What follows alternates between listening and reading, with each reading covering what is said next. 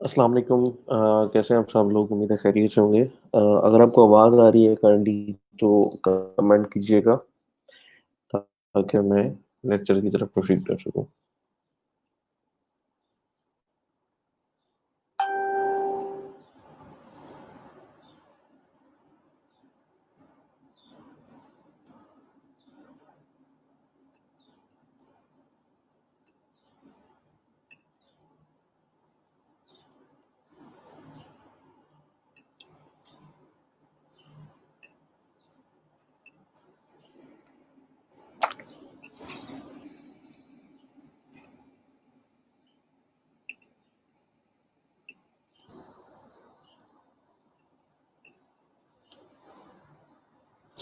Okay, great.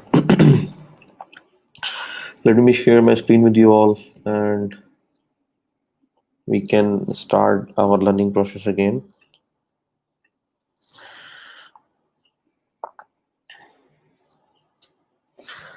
Yeah, with video, not without video.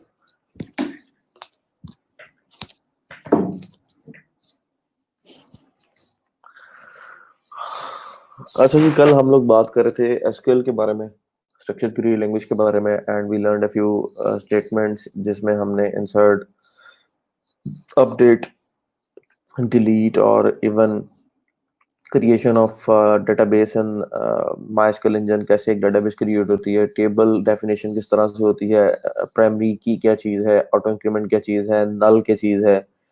इन चीज़ों के बारे में कल हमने कुछ डिस्कस किया था। और जो बेसिक चीज़ें थी एसक्यूएल की वो हमने कवर कर ली थी। ठीक है। फर्दर जो था, we were going to do advance SQL और I asked you guys to read it. I don't know if you have done it or not, but since we got to cover it, so I'm just gonna continue from the where I left it. SQL like का protocol हमने use किया था last में, से पहले count, average और सम के ऊपर हमने बात की थी, and before that min max top limit, we discussed a lot of things yesterday. आज एक और स्पेशल चीज है, जो कि मैं चाह रहा था कि मुझे कोई स्पेशल यूज केस मिल जाए, और one of our group members, जिसमें नाम अब दादू सैयद, मुझे नाम इनका शो हो रहा है, सैयद मोहसिन अली शाह, इन्होंने सुबह मुझे एक क्यूरी फॉरवर्ड की है और इनके क्लाइंट की क्यूरी है, और I think that is a perfect example that I should share with all of you how to respond to a client. From past few weeks I was looking to have such an example so I can share with you the real time solution towards a client communication, के किस तरह से आप respond कर सकते हैं. So this is a perfect example. We are going to discuss that today. क्योंकि अभी लोग कम है, so I'm not going to do that right now. I'll wait for a few minutes, maybe 30, 35 to 40 minutes, so all others can join us in that time, so, and we can discuss that example. Before that, we are going to continue this part, SQL wildcards. Screen आप सबको नजर आ रही है? कोई problem तो नहीं हो रही स्क्रीन से? रीडेबिलिटी का कोई इशू तो नहीं है?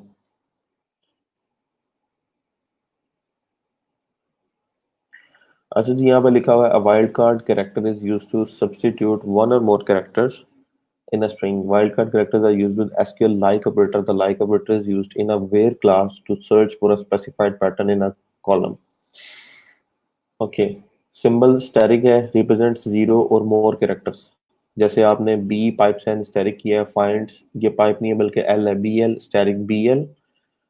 स्टैरिक अगर आप पैटर्न देंगे लाइक में तो वो फाइंड आउट करेगा बी एल को, ब्लैक को, ब्लू को, यानी जितने कॉम्बिनेशन बी और एल से स्टार्ट हो रहे हैं सबको. बी और एल के बाद स्टैरिक का मतलब है कि बी और एल के बाद जो मर्जी आ जाए, लेकिन वो सारे वर्ड्स जिस कॉलम के अंदर बी एल इकट्ठा आ रहा है वो जो है सर्च आउट होके आ जाने चाहिए. फिर question mark represents a single character. Like में अगर आप एच के बाद क्वेश्चन मार्क लगाते हैं तो finds, hot, had, hit. So H के बाद जो है क्वेश्चन मार्क का मतलब ये है कि आप एक कैरेक्टर को स्किप कर रहे हैं, दरमियान में टी आ रहा है.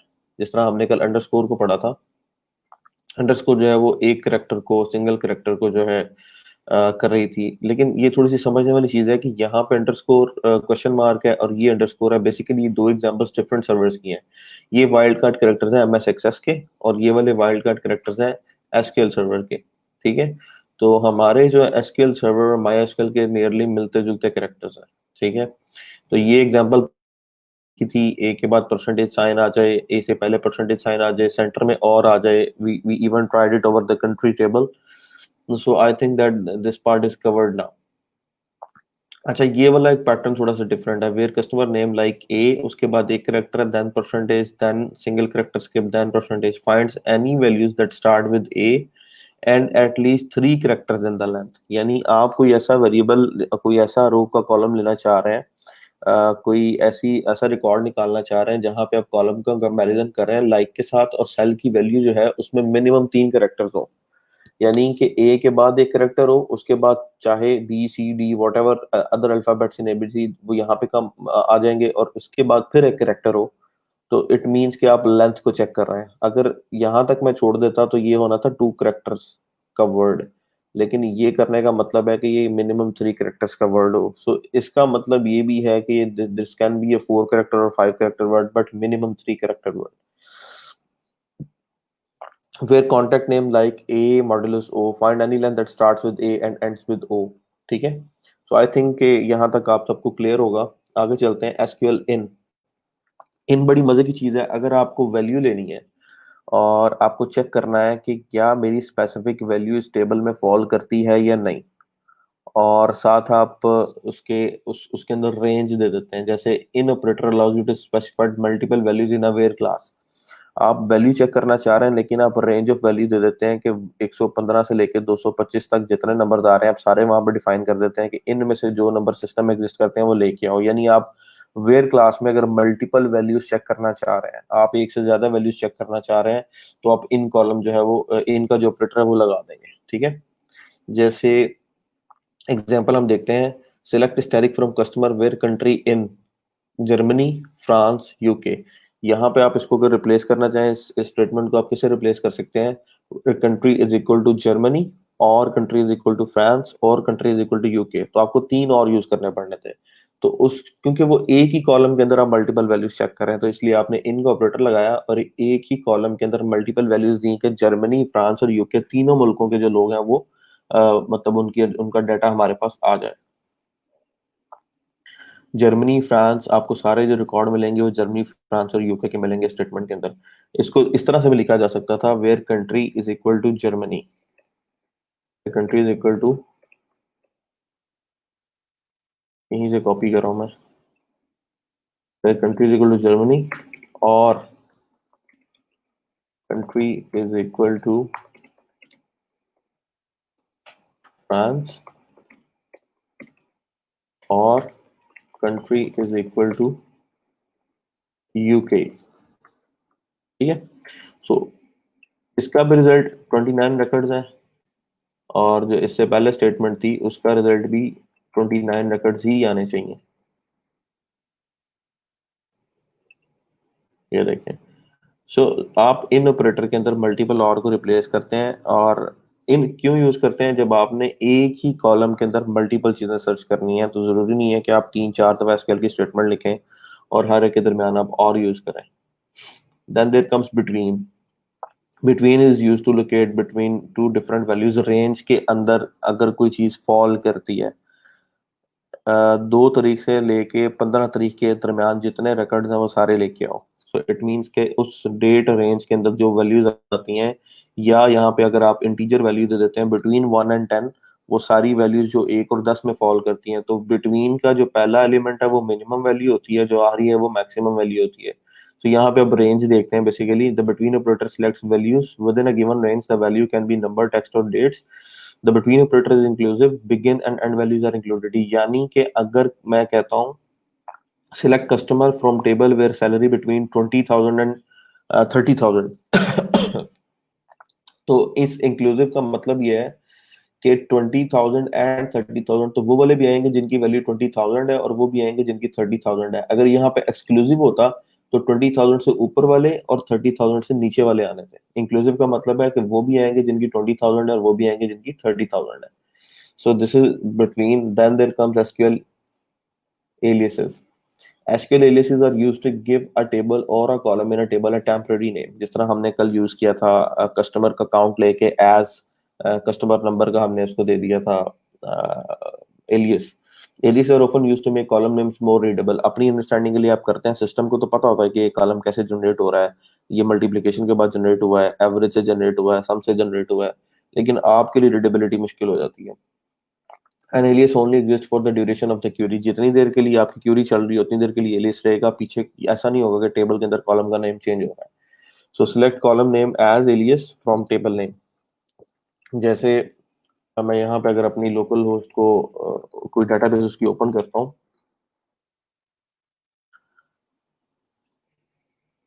अच्छा, कुछ लोग ना ये भी कर रहे हैं कि लेक्चर जो है वो मोबाइल पे ले रहे होते हैं, और मोबाइल पे लेक्चर ले रहे होते हैं व्हेन दे सी कि यार जो रेजोल्यूशन है वो इतनी बेटर नहीं है और उनको कुछ नजर नहीं आ रहा, तो दे स्किप इट।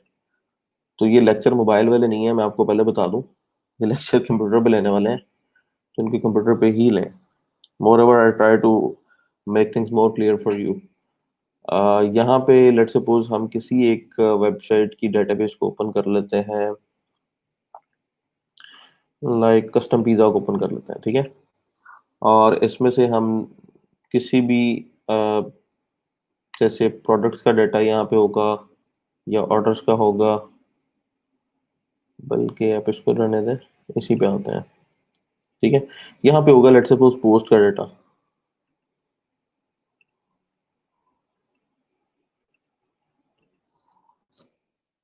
ठीक है। पोस्ट का डाटा है, और यहाँ पे आप देखें पोस्ट स्टेटस का कॉलम है। पोस्ट स्टेटस पब्लिश, इनहेरिट और ड्राफ्ट भी हो सकता है यहाँ पे, ठीक है।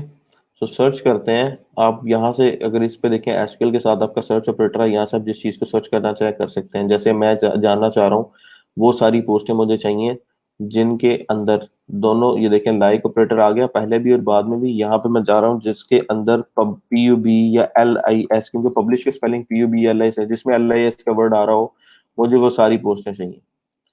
तो इसने मुझे रिकॉर्ड ला के दे देने हैं। टोटल नंबर ऑफ रिकॉर्ड्स मेरे पास आ रहे हैं 38 है, और राइट नाउ मेरे पास 0 से 24 शो हो रहे हैं। मैं चाहता हूँ कि मेरे पास यहाँ पे सारे शो हो जाए, तो ये नीचे नंबर ऑफ रोज का मेरे पास कंट्रोल आ रहा है, इसको मैं 100 कर देता हूँ, तो मेरे पास 100 रिकॉर्ड्स यहाँ पे आ जाएंगे। अब ये वो सारे हैं जो कि पब्लिश हैं, ठीक है। लेकिन मैं चाहता हूँ मेरे पास पब्लिश वाले भी आए और ड्राफ्ट वाले भी आए। So what can I do, search में आता हूँ और मैं जरा ड्राफ्ट वाले चेक कर लूँ कि ड्राफ्ट वाला कोई एग्जिस्ट करता है।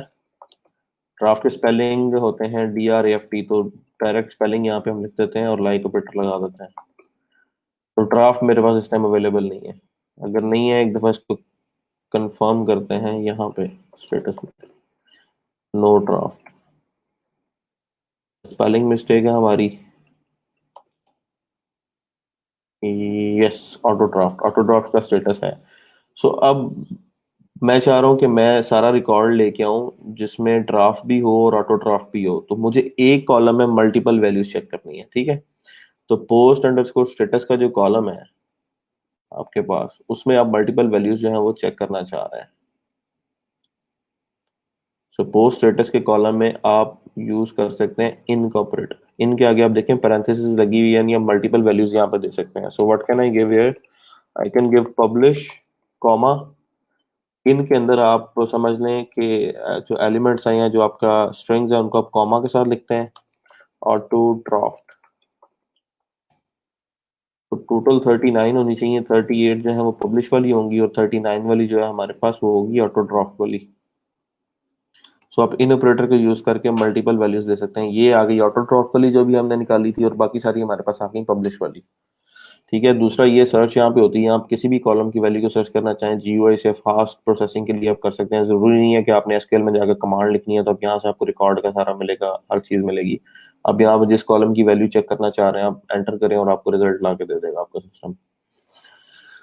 ठीक हो गया जी, इन भी हो गया। एलियस के ऊपर हम बात कर रहे थे, तो एलियस के ऊपर लेट्स सपोज मैं चाहता हूं कि मैं इसमें से पोस्ट का जो टाइटल है, ये पोस्ट टाइटल का जो कॉलम है, इसको पिक करूं। Select post title from this, where one का मतलब है सारे रिकॉर्ड आ जाएंगे, वेयर वन में खत्म करता हूँ, और इसका मैं एलियस रखना चाह रहा हूँ। मैं इसका एलियस रखना चाह रहा हूँ कि जब ये क्रिएट हो इसका नाम आए जी पोस्ट नेम, ठीक है। गो करते हैं, तो अब आपके पास जो कॉलम आएगा दैट इज पोस्ट नेम। लेकिन ओरिजिनली अगर आप कॉलम की वैल्यू को देखें या कॉलम के नाम को देखेंगे तो वो बेसिकली होगा पोस्ट टाइटल। ये पोस्ट टाइटल है, तो हमने एलियस एज को यूज करके जो रिजल्ट लेके आए उसको हमने पोस्ट नेम कर दिया है। समटाइम्स आपका कोड इम्प्लीमेंटेड होता है और आपकी अरेज वगैरह सब कुछ पहले से बाइंडेड है, तो वहां पे आपको समटाइम्स एलियस देने पड़ जाते हैं। कोड के मुताबिक डीबी से डाटा लाते हुए आप एलियस देके कॉलम नेम जो है वो सेम कर देते हैं। So it's all about requirement. अब ये तो बड़े सिंपल से ऑपरेशन के लिए मैंने लिया है। Sometimes we multiply one column with the other column and then rename that resultant column as maybe multiplied or sum or whatever, जो भी हमारा ऑपरेशन था हम फिर वो कॉलम का नाम चेंज करते हैं, इसलिए हम एज का यूज कर लेते हैं या एलियस का यूज करते हैं। Then there comes an important concept SQL joins. Join सबसे ज्यादा इंपॉर्टेंट चीज है। जाइंट क्या करता है कि दो कॉलम दो टेबल्स को आपस में जोड़ता है। देखें, आपको अगर एक डेटाबेस डिजाइन करने के लिए दी जाए, जैसे लेट्स डिजाइन अ डेटाबेस। मैं कहता हूँ मुझे एक सिस्टम बनाना है जिसके अंदर मेरे पास कार पार्किंग लॉट का एक सिस्टम मुझे क्रिएट करना है। किसका? कार पार्किंग लॉट का। यानी कि एक शहर के अंदर लेट सपोज मेरे पास 5 ऐसी स्पेसेस हैं जहां पे मैं जो है मैंने प्लाजे क्रिएट किए हुए हैं, और उन प्लाजास में गाड़ियां खड़ी हो सकती हैं। ठीक है, जिस तरह आप समझ लें काम पार्किंग होती है, आप लेके जाते हैं गाड़ी, टिकट लेते हैं और गाड़ी खड़ी करते हैं और निकल आते हैं। ठीक है, मुझे वो सिस्टम बनाना है, तो मैं कैसे बना सकता हूँ? How do I start? बड़ी इंपॉर्टेंट और मजे की एग्जांपल है। This will clear a lot of your questions.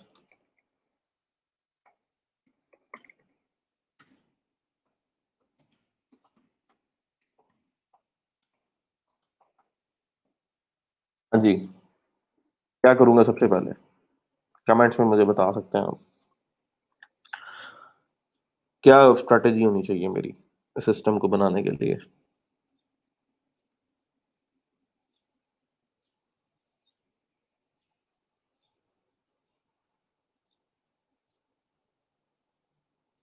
Movies में तो आप देखते हैं ना अक्सर, इंडियन मूवीज में कि, या आप हॉलीवुड मूवीज में भी देखते हैं कि काफी जो है वो 2 3 4 फ्लोर्स पे उन्होंने किया होता है, बनाया होता है car parking lot.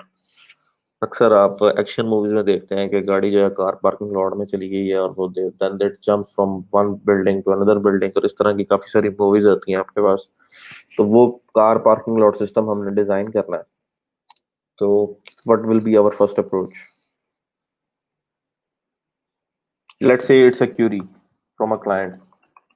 Can you please develop a car parking lot system? Our company is looking to hire an individual who can design a scalable system with multiple parking plazas and for vehicles of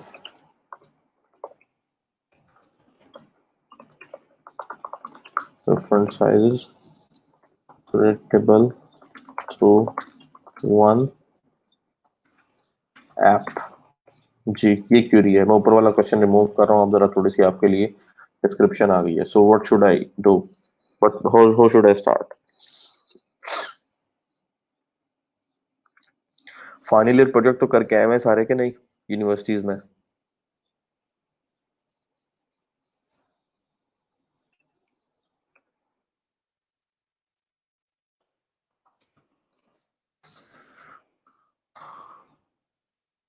बताएं, कोई तो जवाब दें, कोई example, कोई चीज तो share करें। मुझे वैसे ये मॉड ऑफ कम्युनिकेशन जो है ना, यकीन करें पसंद नहीं आ रहा। ब्रॉडकास्टिंग मॉड है, एक साइड पे एक बंदा भूली जा रहा है, दूसरी साइड पे सारे लिसनर बैठे हुए हैं और वो अपना कुछ भी शेयर नहीं कर रहा है।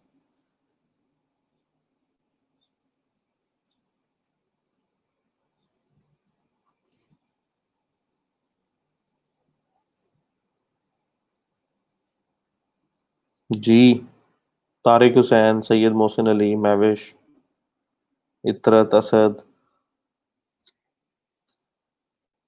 How should I start? Zeeshan.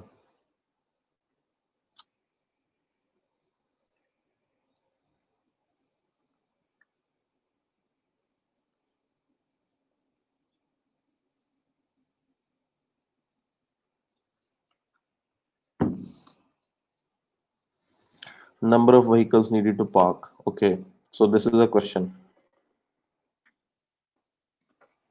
How many vehicles can be parked at this parking lot? Dimension और लेआउट होना चाहिए सबसे पहले। और भाई हमने बिल्डिंग नहीं खड़ी करनी, हमने सॉफ्टवेयर बनाना है, हमने सिर्फ उस चीज को अब्स्ट्रक्शन में लेके जाना है। ठीक है, हमें इसलिए जो है लेआउट तो नहीं चाहिए। पॉसिबल क्वेश्चंस पहले अपने माइंड में रेस करो। How many vehicles can be parked at this parking lot? Is this a multi floor plaza? ठीक है, can a car be parked? Can a truck be parked? Can a can a big container be parked? ठीक है, किस किस्म की गाड़ी जो park होगी? आईडी असाइन करेंगे, व्हीकल्स कैटेगराइज करेंगे, पर आवर चार्जेस करेंगे ऑन कैटेगरी बेस। अच्छा, requirements gathering, yup, something like that. So all the questions you have in your mind. So after that we will design this database.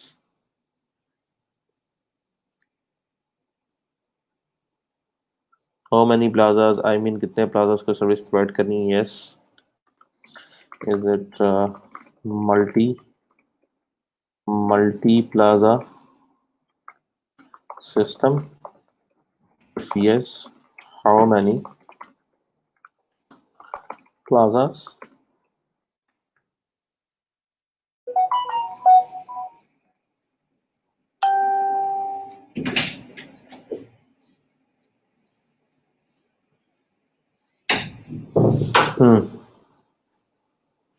और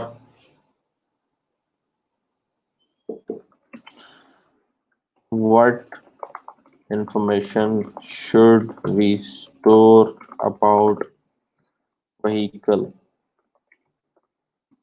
ठीक है, color, model, driver, etc.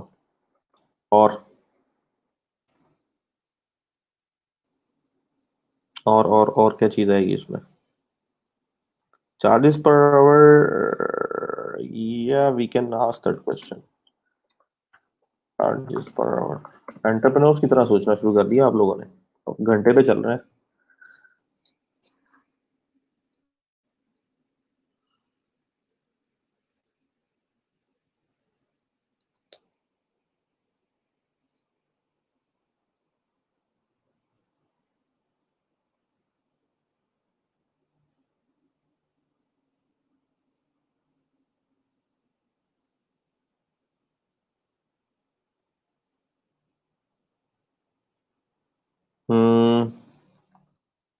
Parking rates according to vehicle type.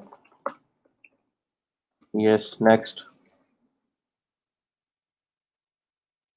Security system, नहीं, that would be something different, उससे हमारा कोई ताल्लुक नहीं होगा। हमने सिर्फ जो कार्स या जो भी कंटेनर्स या whatever thing is gonna be there, हमने उसकी इनर आउट को सिर्फ रिकॉर्ड करना है और कुछ नहीं करना।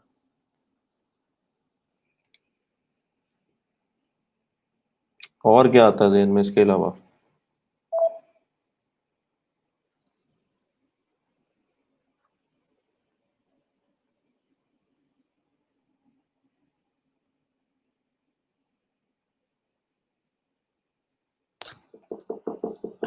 जी और कुछ नहीं आता? Slip generation, registration vehicles, yes, slip generation. Vehicle की इंफॉर्मेशन हम यहाँ पे ले लेते हैं। अच्छा, अब आपका काम है इस सिस्टम में से एंटिटीज निकालो। एंटिटीज कौन कौन सी हैं? मतलब एंटिटी का मतलब ये है कि ऐसी कोई चीज, ऐसा ऑब्जेक्ट जो कि अपने आप की अपनी जो क्वालिटीज है किसी दूसरे ऑब्जेक्ट से हमेशा उनमें डिफर हो, डिफरेंट हो। एम्प्लॉयज इन्फो एचआर का काम है। हम पार्किंग लॉट के अंदर ऑन पर्सन जो जो ड्यूटी पे जो बंदा है उसकी इंफॉर्मेशन जो है वो रख सकते हैं, पर्सन ऑन ड्यूटी। ठीक है, ये हो सकता है। समटाइम्स तो कार पार्किंग सिस्टम वैसे ही ऑटोमेटेड होते हैं, वहां पे तो एम्प्लॉय कोई नहीं होता। Limited time for parking after the charge is fine. Vehicles. Yes, I have done that. I've covered that part. Should we know about vehicles? What information do we need to know? Guidance system in driver को guide करके किस way से park? No, no, no, no, no. Everybody knows that car कैसे park करनी है. Driver और honour. Yes, ये vehicle में ड्राइवर की मैंने इन्फॉर्मेशन यहाँ पे लिख दी है. ऑनर जो है उसकी इन्फॉर्मेशन डालने की जरूरत नहीं है. देखिए, सिस्टम को आप जितना मर्जी स्केल कर लें. आप ऐसा कर लें, आपने 4 पार्किंग सिस्टम बनाए हैं, हर फ्लोर किसी दूसरे बंदे को आप रेंट पे दे दें और वो उसको चलाए. तो वहां पे हमें कार पार्किंग सिस्टम के फिर मल्टीपल रेंट आउट ऑनर्स भी चाहिए होंगे कि जिनको हमने इसको रेंट आउट किया हुआ है. ठीक है, जिन्होंने लेंड किया हुआ है. एंटिटीज का मतलब होता है कि ऐसा, जैसे जैसे लेट्स सपोज कि human human is an entity.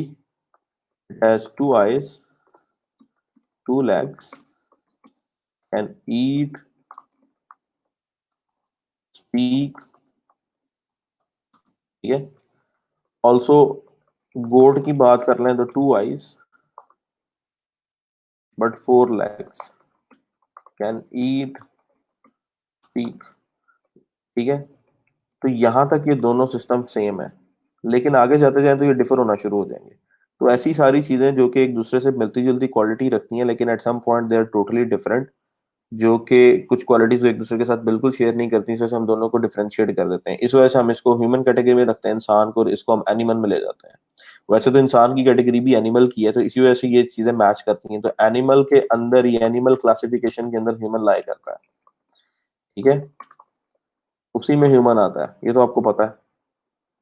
So entities मतलब इंफॉर्मेशन इस सिस्टम के अंदर देखें. एंटिटी पहली आपके पास कौन सी होगी? कार की, जिसको आपने वहां पे पार्क करना है.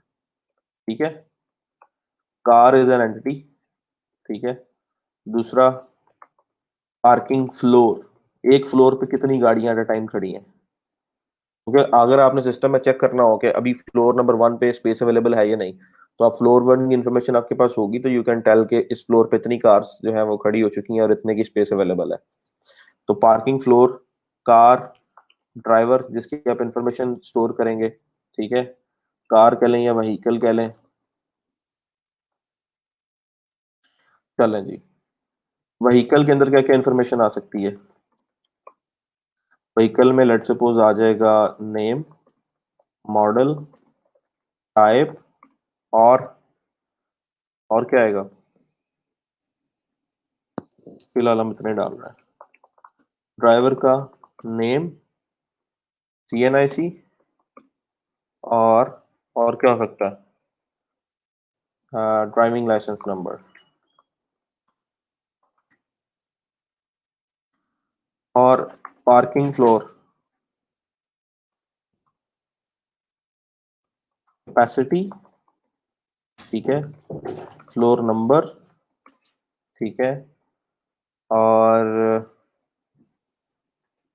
कितनी कैपेसिटी है, फ्लोर नंबर कितना है. और इवन ऐसा भी होता है, देखें कि एक फ्लोर के ऊपर गाड़ियों के डिफरेंट साइजेस हैं. एक जो छोटी गाड़ी जहां पे खड़ी हो सकती है, वहां पे बड़ा ट्रक खड़ा नहीं हो सकता. लेकिन जहां बड़ा ट्रक खड़ा हो सकता है, वहां छोटी गाड़ी भी खड़ी हो सकती है. यानी कि अगर आपके पास किसी टाइम के ऊपर स्पेस खत्म हो जाए, आपके पास सेकंड फ्लोर पे 10 ट्रक खड़ी करने की जगह थी, तो 10 ट्रक जो है वो खड़े हो चुके हैं. अब 10 गाड़ियां खड़ी करने की जगह है, तो आप वहां पे 10 गाड़ियों की जगह पे कहीं पे भी आप बड़ा ट्रक खड़ा नहीं कर सकते, क्योंकि आपने हर पार्किंग की एक वो बाउंड्री बनाई होती है. तो वो ट्रक उससे बाहर होगा. सो ऐसा हो सकता है कि ट्रक की जगह पे गाड़ी खड़ी हो सकती है. ठीक है. एक फ्लोर की कैपेसिटी होगी, और type of vehicle that can be parked. ठीक है. ये भी एक फ्लोर के साथ अटैच होगा. टोटल कैपेसिटी 16 गाड़ियां खड़ी करने की है, और उसमें मतलब लेट सपोज 8 आप ट्रक खड़े कर सकते हैं और 8 आप उसमें कार्स खड़ी कर सकते हैं. इसके अलावा क्या इन्फॉर्मेशन होगी? ये तो होगी बेसिक इन्फॉर्मेशन. इसके अलावा एक एंटिटी होगी पार्किंग एंटिटी. ठीक है. जिसको आप बुकिंग भी बोल सकते हैं. ठीक है. जिसके अंदर एक गाड़ी आके खड़ी होगी बेसिकली. ठीक है, कि गाड़ी यहाँ पे आके खड़ी हो चुकी है, इस ड्राइवर की है, इस व्हीकल, ये इंफॉर्मेशन है, और इस फ्लोर के ऊपर खड़ी है. अब ये देखिए, सारी इंफॉर्मेशन आपस में लिंक्ड अप हो रही है. यानी कि जैसे ही एक गाड़ी सिस्टम के अंदर आती है, गाड़ी सिस्टम में आई तो आपने एक बुकिंग जनरेट की. अभी सिनेरियो देखें डिफरेंट है. कुछ पार्किंग लॉट्स ऐसे हैं जहां पे लोगों ने मेंबरशिप ली हुई है. कि उनके घरों में गाड़ियां खड़ी करने की जगह नहीं है, वो खड़ी पार्किंग लॉट में करते हैं। कुछ एग्जांपल्स रियल टाइम की हैं, लोग आते हैं वहां पे अपना कार्ड स्वैप करते हैं, टिकट जनरेट करते हैं, जाके गाड़ी खड़ी कर देते हैं। ठीक है, तो आपकी बुकिंग लेट्स सपोज जनरेट हो रही है। ठीक है, आपकी बुकिंग जनरेट होती है, तो उस बुकिंग जनरेट होने में आपकी एक एंट्री ऐड हो गई, बुकिंग की एंट्री ऐड हो गई, आईडी एंटर हुआ। ठीक है, और उसके बाद आपने जैसे ही बुकिंग जनरेट करवाई, उस बुकिंग की रसीद जो है वो जनरेट हुई, उस पर लिखा आएगा कि किस फ्लोर पे आपको गाड़ी खड़ी करनी है। ठीक है, तो बुकिंग आईडी हो गई और टिकट नंबर हो गया, जो भी इसका टिकट नंबर जो जनरेट होगा, और इसमें होगी जी व्हीकल की आईडी। लेट सपोज हमारा पार्किंग सिस्टम इस तरह का है कि लोगों ने पहले से मेंबरशिप ली है और वो डेली बेसिस पे अपनी गाड़ी वहां खड़ी करके अपने ऑफिस से चले जाते हैं और वापसी पे गाड़ी पिक करते हैं और घर चले जाते हैं। तो मंथली मेंबरशिप सिस्टम है हमारा। तो उसमें व्हीकल की आईडी होगी कि इस बुकिंग में कौन सा व्हीकल चल रहा है, कौन से व्हीकल को हमने खड़ा किया हुआ है, और ड्राइवर की आईडी होगी जिसमें हम ड्राइवर को मेंशन कर सकेंगे, और इसमें फ्लोर की आईडी होगी। ठीक है, और there can be a lot of information, लेकिन हमें इसको आहिस्ता आहिस्ता कम्प्लेक्स लेवल से आसान लेवल की तरफ लेके आना है। ठीक है, ये मैं आपको सिर्फ आइडिया दे रहा हूँ। असल में क्या हो रहा है, जब आप सारी एंटिटीज निकाल लेते हैं उसके बाद आप सिस्टम का फ्लो देखते हैं कि फ्लो किस तरफ जा रहा है। सबसे पहले क्या प्रोसेस होगा, लेट सपोज मैं किसी पार्किंग लॉट पे जाता हूँ, जाके मुझे अपनी इन्फॉर्मेशन को स्टोर करवाना है कि जी मुझे पर मंथ यहाँ पे अपनी गाड़ी खड़ी करनी है, और वो आपसे मुझसे इन्फॉर्मेशन लेंगे। वो मुझसे इन्फॉर्मेशन क्या लेंगे जी, ड्राइवर का नाम क्या होगा, ड्राइवर की एज क्या है, ड्राइवर का कॉन्टैक्ट नंबर क्या है, और ड्राइवर का CNIC नंबर क्या है, और ड्राइविंग लाइसेंस क्या है, ड्राइविंग लाइसेंस नंबर क्या है। ठीक है, ठीक है, ये इन्फॉर्मेशन उसने मुझे ली। फिर उसने व्हीकल की इन्फॉर्मेशन ली कि व्हीकल की name, model, type, colour, registration number. ठीक है, और ये व्हीकल की उसने मुझसे इन्फॉर्मेशन ले ली, और टाइप में ही आ जाएगा कि वो कार है, वो ट्रक है, वो क्या चीज़ है। थर्ड इन्फॉर्मेशन क्या होगी कि वो मुझे एक पार्किंग नंबर जो है वो जनरेट कर देगा, या मुझे एक कार्ड क्रिएट करके दे देगा। ठीक है, तो यहाँ पे मेरे पास मेंबरशिप कार्ड्स भी आ गए। हर कार्ड की कोई ना कोई आईडी होगी। ठीक है, अभी यहाँ पे मैं सिर्फ आईडी लिख रहा हूँ, मेंबरशिप कार्ड उसने मुझे दे दिया। उसके बाद सिस्टम में रियल टाइम कितनी गाड़ियां पार्क हैं, उसके लिए मेरे पास पार्किंग की एक होगी एंटिटी, जिसमें करंटली कौन कौन सी गाड़ी कहाँ कहाँ पार्क है वो इन्फॉर्मेशन होगी। तो अगर मैं रफली एस्टिमेट देखूं तो मेरे पास मिनिमम 4 टेबल आ रहे हैं, हर टेबल में उस एंटिटी का डाटा है। मेंबरशिप आईडी, मेंबरशिप कार्ड जो होगा उसमें उसकी लेट सपोज इशू डेट होगी, उसमें उसकी एक्सपायरी डेट होगी, उसमें उस मेंबरशिप की प्राइस होगी, पर मंथ रिन्यूअल होगी। ठीक है, और करंट स्टेटस होगा कि मेंबरशिप कार्ड एक्टिवेटेड है या नहीं। ठीक है, और पार्किंग में जब भी वो बंदा आएगा सुबह टाइम पार्क करने गाड़ी, तो पार्किंग आईडी एक जनरेट होगा, और वहां पे फ्लोर नंबर बताया जाएगा। ठीक है, फ्लोर नंबर के साथ जब आपने मेंबरशिप कार्ड आगे अपना किया, आपके पास टिकट जनरेट हुआ, तो यहाँ पे इस पार्किंग में साथ लिंक किया जाएगा डाटा किसका, मेंबरशिप का, कि जो पार्किंग हुई है किस मेंबरशिप आईडी की पार्किंग है। ठीक है, किस मेंबरशिप आईडी की ये पार्किंग है। ठीक है, उस मेंबरशिप आईडी जो है हमारी, बुकिंग नंबर कह लें, ये आईडी को आप बुकिंग नंबर कह लें, चलें ऐसे कर लें, बुकिंग नंबर।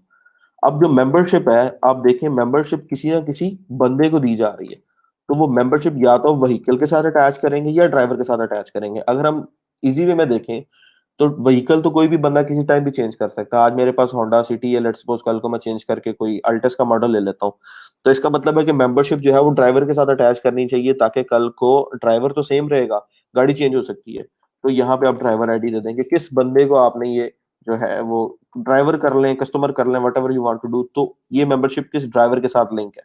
ठीक है, उसके बाद नेक्स्ट प्रोसेस क्या होगा कि अब बुकिंग में आपके पास मेंबरशिप आईडी आ गई। ठीक है, टाइम ऑफ पार्किंग आ गया, स्टेटस आ गया, पार्क्ड एंड पार्क्ड है, एग्जिट टाइम आ गया। ठीक है, और इसके अलावा अब सिस्टम एंट्री टाइम आ गया लॉग्स के लिए। ठीक है। सो ये आपकी अब कम से कम 4 एंटिटीज आपके सामने आ गई कि हमें इस तरह से डाटा को स्टोर करना है।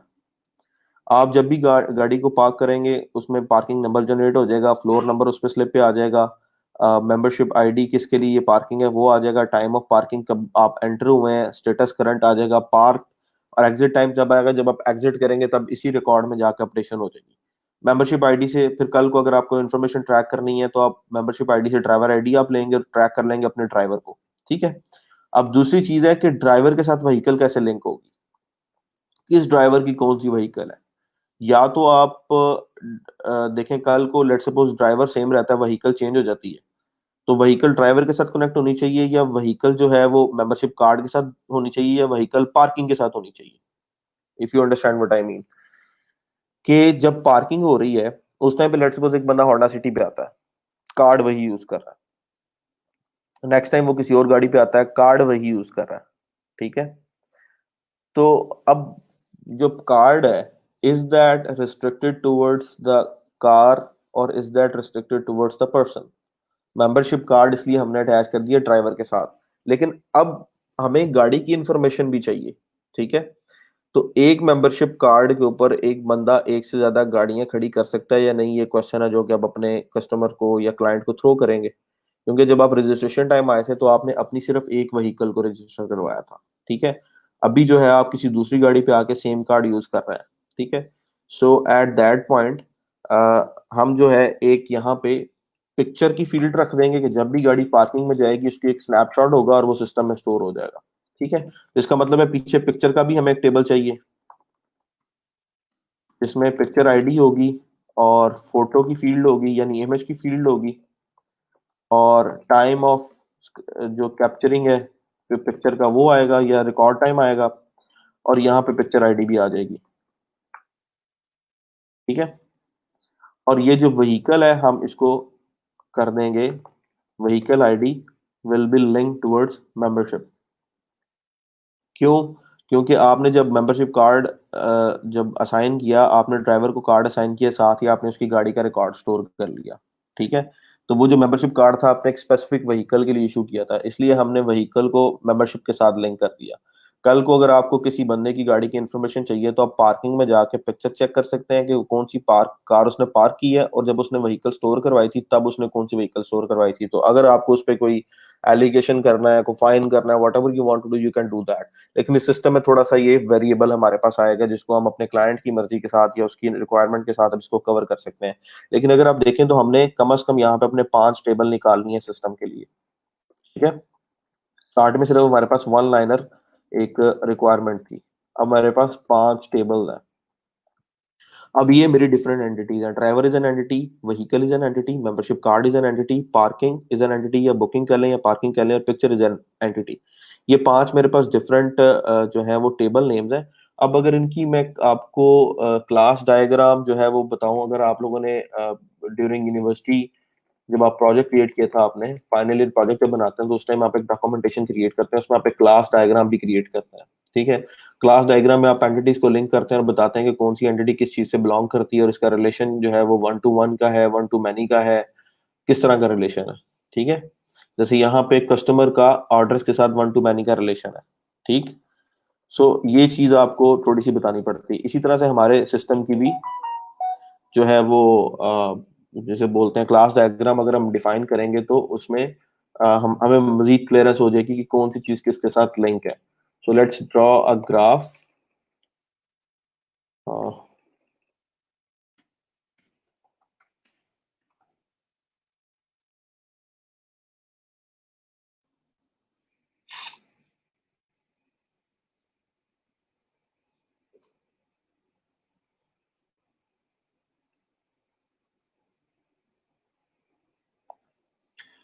It will take a lot of time, अभी मैं यहीं से आपको बता रहा हूँ, इसी पिक्चर से आपको बता रहा हूँ कि अगर आप यहाँ पे देखें तो ये क्लास डायग्राम है और इस क्लास डायग्राम के अंदर प्रॉपर्टीज और मेथड्स सब कुछ डिफाइन किया हुआ है। यानी कस्टमर जो है उसका एड्रेस होगा, फोन नंबर होगा, और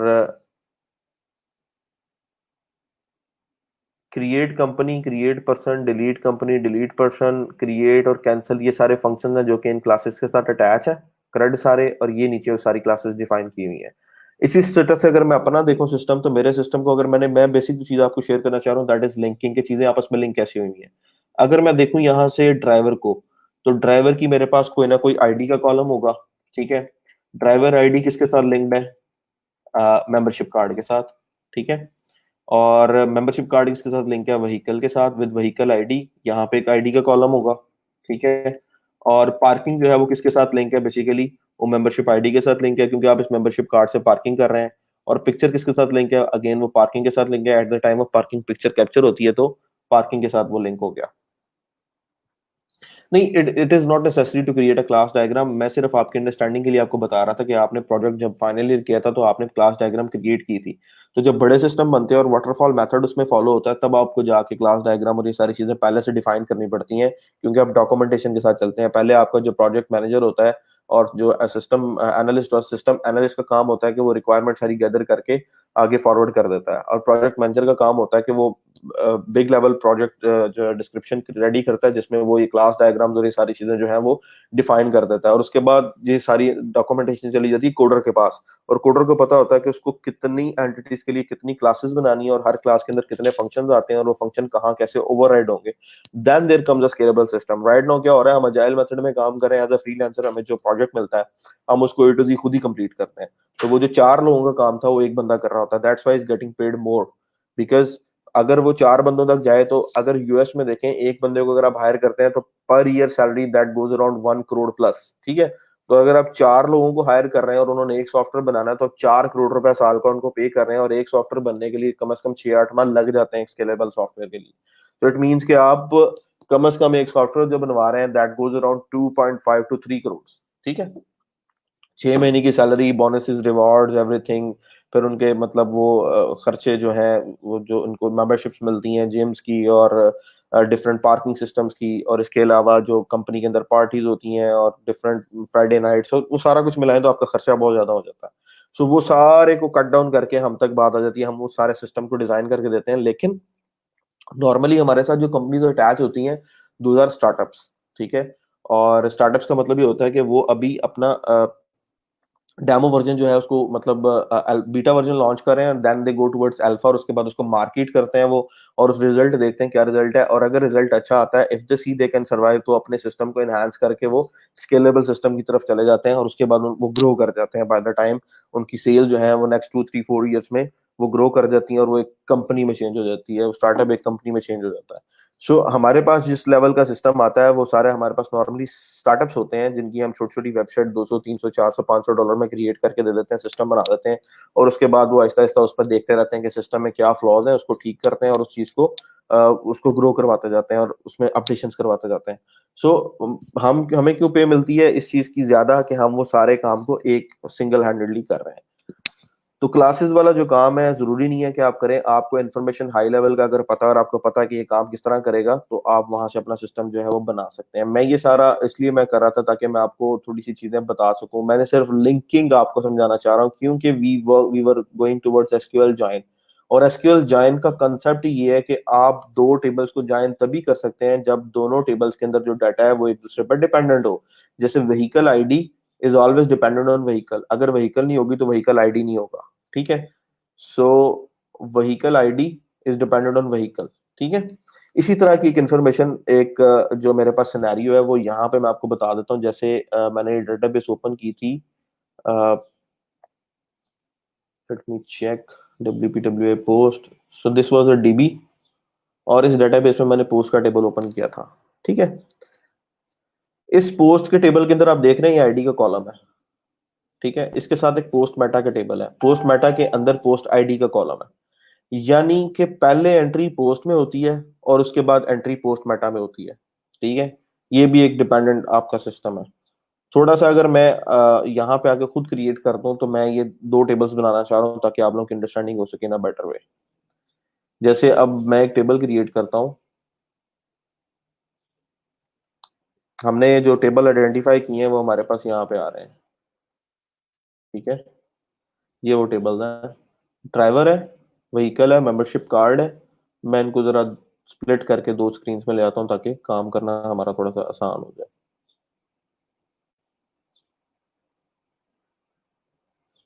ठीक है, ये इन्फॉर्मेशन हमारे पास है, यहाँ से हमारे पास ये डीबी आ गई। अब हमें क्या करना है, एक टेबल क्रिएट करना है ड्राइवर के नाम से, और ड्राइवर की क्या होगी, आईडी होगी, ड्राइवर का नेम होगा, ड्राइवर की एज होगी, ड्राइवर का कॉन्टैक्ट नंबर होगा, और क्या क्या होगा जी। एक प्रॉब्लम ये है कि जब आप क्रिएट करते हैं तो नंबर ऑफ कॉलम्स में पहले काउंट कर लें, 1 2 3 4 5 6 कॉलम्स हमें चाहिए, तो यहाँ पे आप 6 कर लें, और यहाँ पे TBL सपोज ड्राइवर कर लें, वो करें, ID, name, age, contact number, CNIC, driving licence number. ठीक। अच्छा, इसमें आईडी मेरा हमेशा इंटीजर होगा, ID can be 11 characters long, और वेरिएबल कैरेक्टर नेम मेरा 255 हो सकता है। उसके बाद है जी एज, मेरे पास वो भी वेरिएबल में रख रहा हूँ, मैं 255 रख रहा हूँ ताकि कोई एंट्री में मुझे इशू ना आए। उसके बाद कॉन्टैक्ट नंबर जो है वो भी वेरिएबल कैरेक्टर में रख रहा हूँ, इसकी लेंथ जो है वैसे तो 12 या 15 बहुत है, तो 15 रख देते हैं। And then we go for CNIC number, आपको पता है कि 7 और 4 तकरीबन 13 डिजिट्स यहाँ पे डाल देते हैं। ड्राइविंग लाइसेंस नंबर जो है that can be a variable character, और उसकी लेंथ हो सकती है 22, और वेरिएबल करेक्टर वैसे हम 255 पे ही रखते हैं, तो इसलिए मैं यहाँ पे डिफॉल्ट 255 रख रहा हूँ। इंटीजर में आप दे सकते हैं कितने लेंथ की आपको इंटीजर देना है। अच्छा, नेक्स्ट कौन कौन सी वैल्यू नल हो सकती है, ड्राइवर का आईडी नल नहीं हो सकता क्योंकि ये प्राइमरी की होगा, और ड्राइवर का नेम जो है वो नल नहीं होना चाहिए, एज नल हो सकती है, कॉन्टैक्ट नंबर नल नहीं होना चाहिए। जो नल हो सकता है उसको टिक कर दें, जो नल नहीं होगा उसको अनटिक रहने दें। CNIC number untick, driving licence number untick, किसी ऐसे बंदे की गाड़ी नहीं खड़ी हो सकती जिसके पास ड्राइविंग लाइसेंस ना हो। ठीक है, ये आपका हो गया system ready. Auto increment, primary की यानी आईडी के ऊपर ऑटो इंक्रीमेंट लगा दें, जब भी कोई नई वैल्यू एंटर होगी खुद बहुत आईडी असाइन हो जाएगा, तो उसको आप प्राइमरी की जो है वो असाइन कर दें। गो किया, यहाँ से सेव किया, so now we have our table ready. अब TBL ड्राइवर को अगर मैं ओपन करूं तो इसमें मेरे पास कितने कॉलम है, स्ट्रक्चर में अगर हम आगे देखें, ID, name, age, contact number, CNIC, driving licence number. Second मेरे पास टेबल कौन सा जी, व्हीकल का। तो ब्राउज में जाता हूँ, और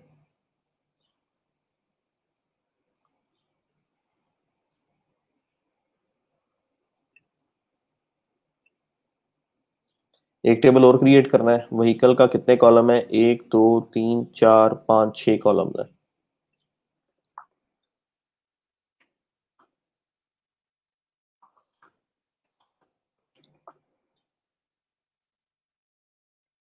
ID, name, model, type, colour, registration. ID, name, model, type, colour, registration number. ID again 11 enter कर रहा हूँ, नेम वारचार 255, एंड मॉडल में भी 255 वारचार, टाइप में varchar 255, it can be a truck और it can be a car, colour में varchar 255, registration number can be varchar and can be 255। ठीक है, ये जो है ऑटो इंक्रीमेंट इसका होगा, ये नल नहीं हो सकता, ऑटो इंक्रीमेंट ट्रू कर दें इसके ऊपर। और किसी गाड़ी का नाम, मॉडल नल नहीं हो सकता, नाम नल हो सकता है, टाइप जो है वो नल नहीं हो सकती, रजिस्ट्रेशन नंबर, कलर नल हो सकता है, रजिस्ट्रेशन नंबर नल नहीं होगा। ठीक है, तो जो नल नहीं होगा वो सारे अनचेक्ड हैं, जो नल हो सकते हैं, नेम नल हो सकता है, कलर नल हो सकता है, उसको मैंने टिक कर दिया है। तो ड्राइवर और व्हीकल दो टेबल मेरे पास आ गए। तीसरा टेबल कौन सा जी, मेंबरशिप कार्ड का। कितने कॉलम है, 1 2 3 4 5 6 7 8 कॉलम है इसमें। यहाँ पे एड कर लें, TBL,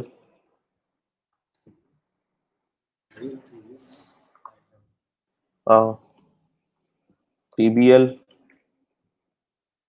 व्हीकल। ठीक है, इसमें आपको, अच्छा व्हीकल हम क्रिएट कर सके, मेंबरशिप क्रिएट करना है, TBL मेंबरशिप कार्ड, और इसके अंदर आप क्रिएट करेंगे आईडी, इशू डेट, ठीक है, और एक्सपायरी डेट, और मेंबरशिप कार्ड जो है, अभी मेंबरशिप कार्ड किस ड्राइवर को अटैच हुआ है वो एंड में दो फॉरवर्ड कीज है हमारे पास। प्राइमरी एक्सपायरी डेट आपने लगाई, उसके बाद आपकी आ जाएगी प्राइस, और रिकर्जन प्राइस या मेंबरशिप प्राइस आ जाएगी। जो आपने पे किया वो यहाँ पे आ गया मेंबरशिप। अभी मैंने कार्ड की जो पेमेंट हुई है वो ऑनलाइन हुई है, किस सिस्टम के थ्रू हुई है, और कार्ड की जो ट्रांजैक्शन नंबर था उस पेमेंट का, अगर आपने लेट्स सपोज पेपॉल से पे किया या आपने वीजा कार्ड से पे किया, और उसका ट्रांजैक्शन नंबर और इस मेंबरशिप कार्ड की जनरेशन नंबर, अभी मैंने उसको लिंक नहीं किया। अगर मैं उसको लिंक करता हूँ तो ये जो डाटा है, जो मॉडल है, ये और बिग हो जाता है। तो मैं इसको भी मिनिमम लेवल पे ज्वाइन समझाने के लिए आपको ये चीज सिर्फ ऐड कर रहा हूँ। मेंबरशिप आईडी और एंट्री एग्जिट इशू डेट, ये है बेसिकली कार्ड की इशू और एक्सपायरी डेट। और प्राइस पर मंथ हमने लिख ली। स्टेटस ड्राइवर आईडी, स्टेटस क्या है, करंटली कार्ड एक्टिवेटेड है या नहीं, किस ड्राइवर का कार्ड है, और किस व्हीकल का कार्ड है।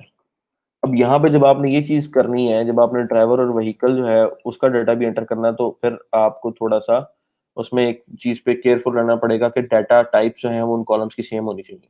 तो ड्राइवर के अंदर आपकी डाटा टाइप int11 है, और व्हीकल के अंदर भी तकरीबन int11 ही होगी आईडी, ठीक है। सो यहाँ पे आपने जो दो डाटा टाइप्स रखनी है, दिस शुड बी int11, ये भी int11 हो गई। और इशू डेट आपकी, यहाँ पे आप डेट टाइम जो है वो रख सकते हैं। टाइम स्टैम्प आप यहाँ पर डाल दें, ऑटोमेटिकली जो है वो आपकी यूनिक्स टाइम स्टैम्प आ जाएगी डिफॉल्ट। जब भी इसके अंदर कोई रिकॉर्ड क्रिएट होगा, issue date automatically current time stamp खुद ही वैल्यू आ जाएगी, आपको देने की जरूरत नहीं है। टाइम स्टैम्प जो एक्सपायरी का है वो आप यहाँ पे देंगे खुद। प्राइस जो है that will be, you should enter varchar for it, membership price varchar. Status जो है उसको भी वारचार रहने दें। ड्राइवर आईडी इंटीजर, ये 11 है और ये भी 11 है, और ये 255 टू यहाँ पे, हाँ इसको भी 255 कर दें, इसको भी 255 कर दें, इसको भी, इसको कुछ ना करें, इसको रहने दें एज इट इज, ठीक है। Let's make it auto increment primary की। और इसके अंदर कौन सी ऐसी इंफॉर्मेशन है जो आपकी नल हो सकती है।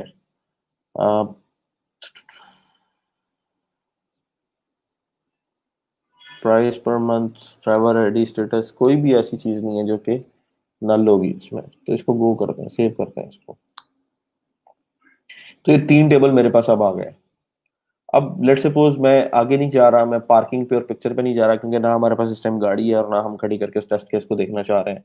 मैं सिर्फ करना चाह रहा हूँ, व्हीकल में एक एंट्री करना चाह रहा हूँ, ठीक है, और ड्राइवर की एंट्री करना चाह रहा हूँ।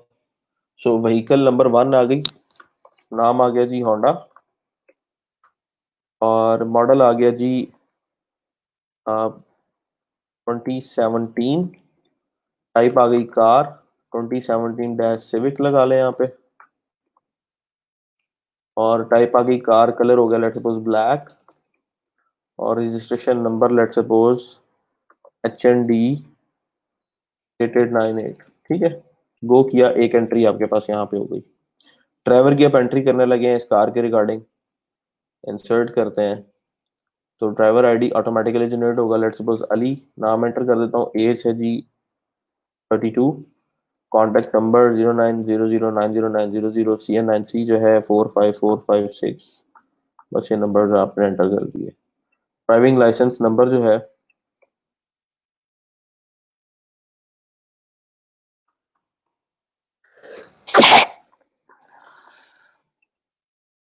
ड्राइविंग लाइसेंस नंबर जो है आपका,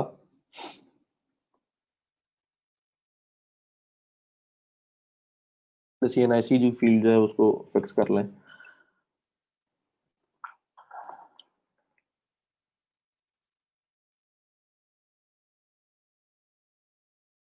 driving licence number let's suppose आपका है जी 1234567890, range value for CNIC at row, इसलिए मैंने इसको कोशिश की थी कि हम जो है CNIC जो है उसको भी वार्चार कर देते हैं। एंट्री करते वक्त वी डू नॉट अंडरस्टैंड कि कितनी वैल्यूज हम एंटर कर रहे हैं। चलिए टीबीएल ड्राइवर पे कोई रो एंटर हो गई जी, ये रो एंटर हो गई है, ये रिकॉर्ड इसमें एंटर हो चुका है राइट नाउ। अब आपने एक मेंबरशिप कार्ड जनरेट करना है। मेंबरशिप कार्ड आप जब जनरेट करेंगे तो एंट्री करते वक्त आप इंसर्शन करेंगे। तो फर्स्ट कार्ड आपने जनरेट किया, इसका current time stamp automatically add हो जाएगा। इसके अंदर आपने नाउ और अभी से आप चाह रहे हैं कि जून 20 से जून 21 तक, यहाँ तक 1 साल का मेंबरशिप कार्ड जनरेट हो जाए। प्राइस जो है इसकी लेट सपोज 1500 रुपये है। रिन्यूअल प्राइस 1800 रुपये है। स्टेटस जो है वो 1 है, एक्टिव है राइट नाउ। ड्राइवर आईडी, अब ड्राइवर आईडी जब आप प्रोग्रामेटिकली इसको इंप्लीमेंट कर रहे होंगे तो ड्राइवर आईडी की वैल्यू आपका सिस्टम आपको फेच कर देगा या आप खुद उसको एंटर कर देंगे एंट्री टाइम पे। तो ड्राइवर आईडी भी 1 है, व्हीकल आईडी भी 1 है। इसको मैंने कर दिया गो। ठीक है, अब आपके पास तीनों टेबल्स के अंदर एक एक रिकॉर्ड आ गया। ड्राइवर आ गया, मेंबरशिप कार्ड में लिखा आया कि जी मेंबरशिप कार्ड नंबर 1 है। इशू आईडी जो है वो 18/6/2020 को इशू है। और यहाँ पे एक्सपायरी, वाई एक्सपायरी सेम, यहाँ पर 2021 होना चाहिए।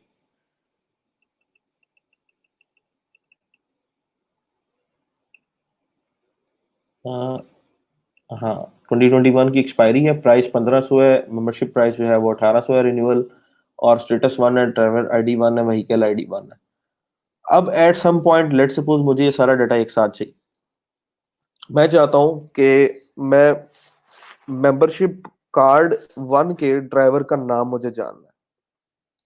रिक्वायरमेंट है सिस्टम के ऊपर। आपके सॉफ्टवेयर की भी हमने रिपोर्टिंग सेक्शन को कवर नहीं किया। अगर इस डॉक्यूमेंट को हम देखें तो यहाँ पे अभी तक हमने रिपोर्टिंग सेक्शन को कवर नहीं किया, सिर्फ हमने बेसिक इंफॉर्मेशन ऐड की है। अगर मैं रिपोर्टिंग में आऊं तो किस तरह की रिपोर्टिंग हो सकती है?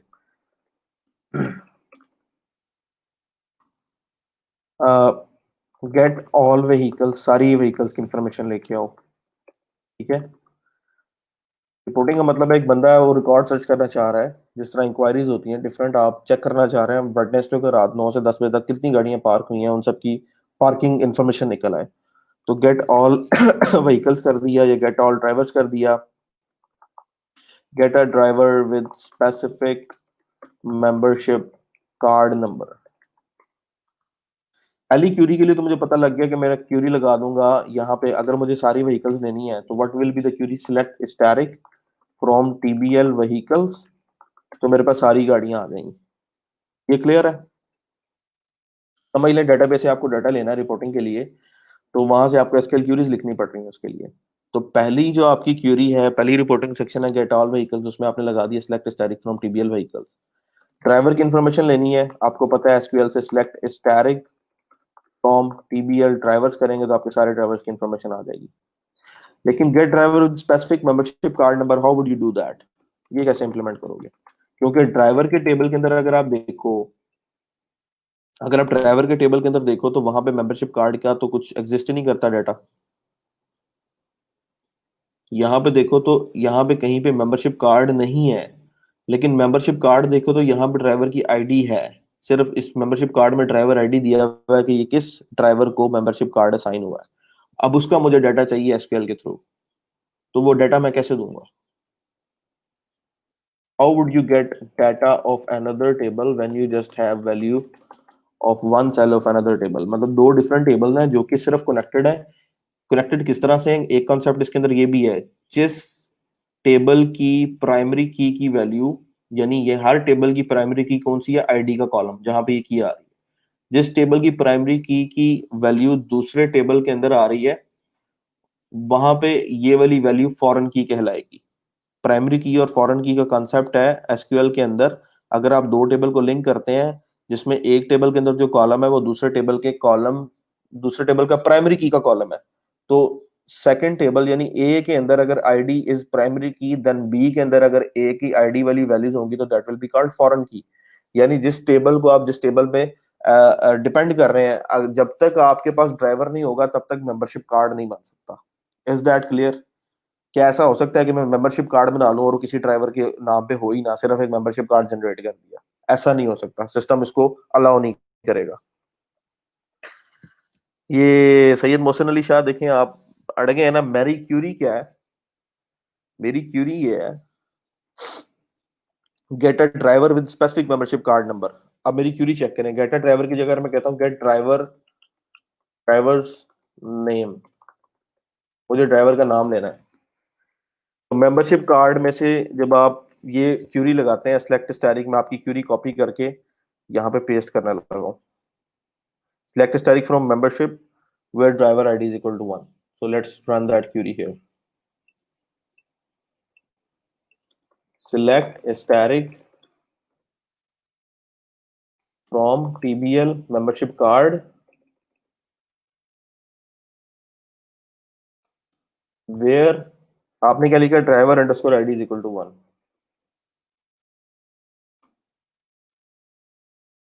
ठीक है, अब मेरे पास आईडी आ गया, इशू डेट आ गया, एक्सपायरी डेट आ गया, price, membership price, status, driver ID. मेरी क्यूरी क्या है, मुझे ड्राइवर का नाम चाहिए।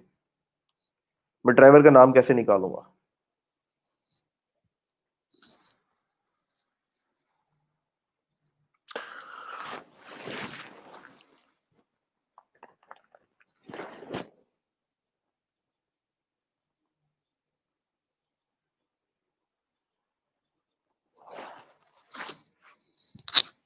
जी, एनीवन?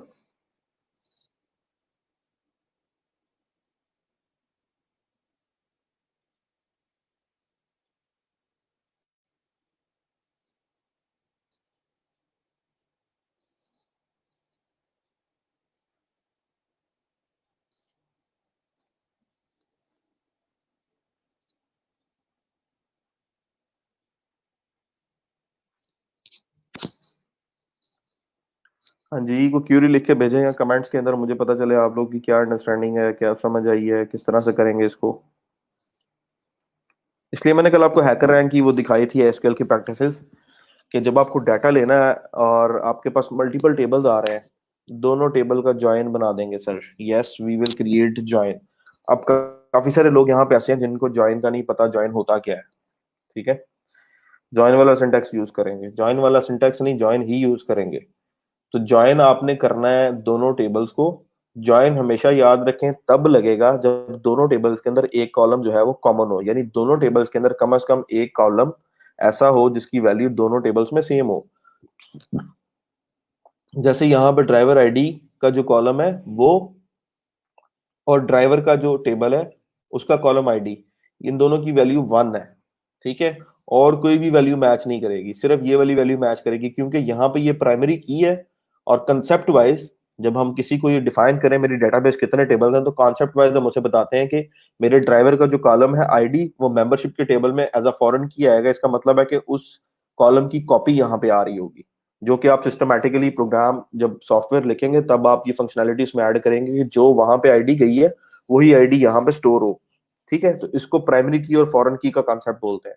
अगर एक कॉलम आपका एक टेबल का वो ऐसा कॉलम है जिसमें यूनिकली वैल्यूज आ रही हैं और उस पूरे टेबल की किसी भी वैल्यू को आप उस कॉलम से फेच करते हैं, तो दैट इज कॉल्ड प्राइमरी की, जो उस पूरे टेबल को यूनिकली आइडेंटिफाई कर रहा है।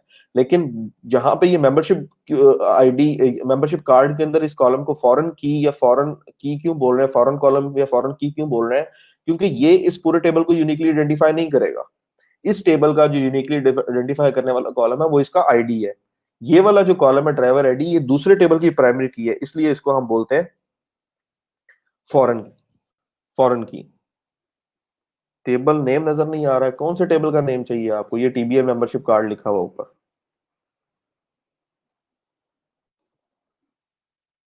टीबीएल मेंबरशिप कार्ड, ये टेबल नेम आ रहा है।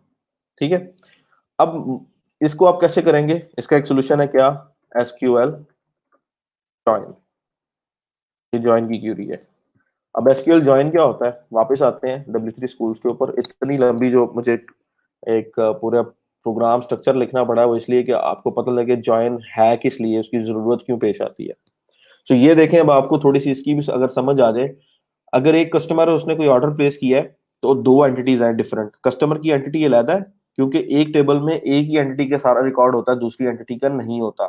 तो कस्टमर के टेबल में सिर्फ और सिर्फ कस्टमर की वैल्यू होगी, ऑर्डर की वैल्यू कस्टमर में नहीं आएगी। ज्यादा से ज्यादा ऑर्डर के अंदर कस्टमर का आईडी अटैच हो सकता है, जैसे यहाँ पे हुआ है।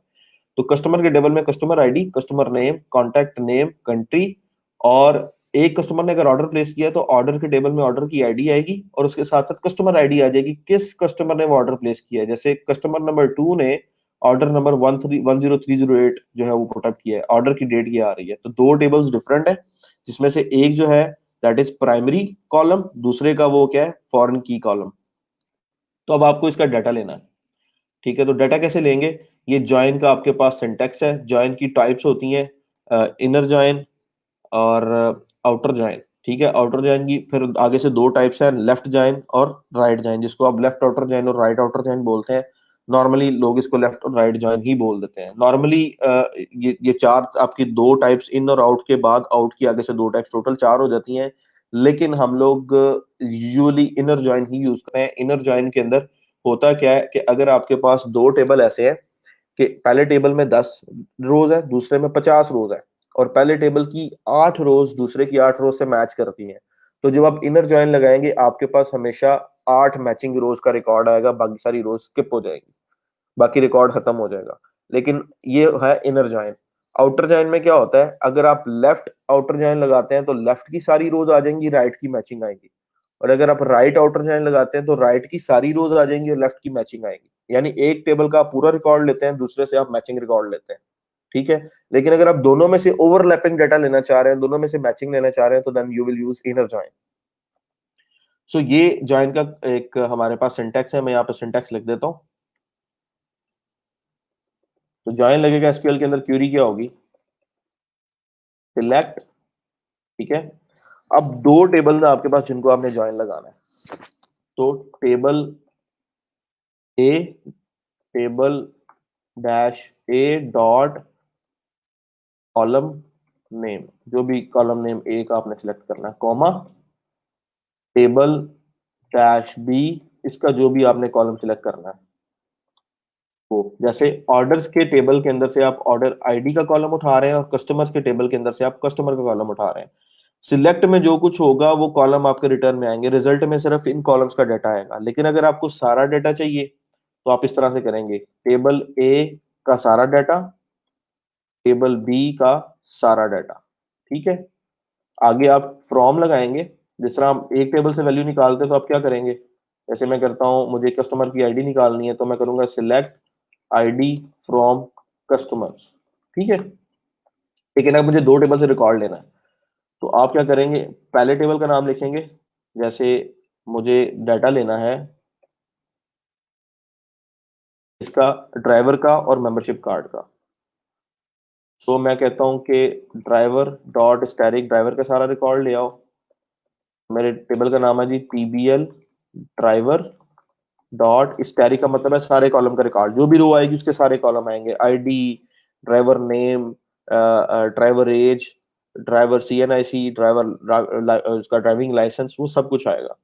तो दूसरा टेबल कौन सा है, membership card, membership card dot static, का मतलब है इसके भी सारे कॉलम ले आओ। फ्रॉम किसमें से, मेंबरशिप, आगे टेबल का नेम आएगा यहाँ पे, फ्रॉम के बाद एक टेबल का नाम यहाँ पे आएगा, दूसरे का इनर कीवर्ड के बाद आएगा, फ्रॉम टीबीएल मेंबरशिप कार्ड,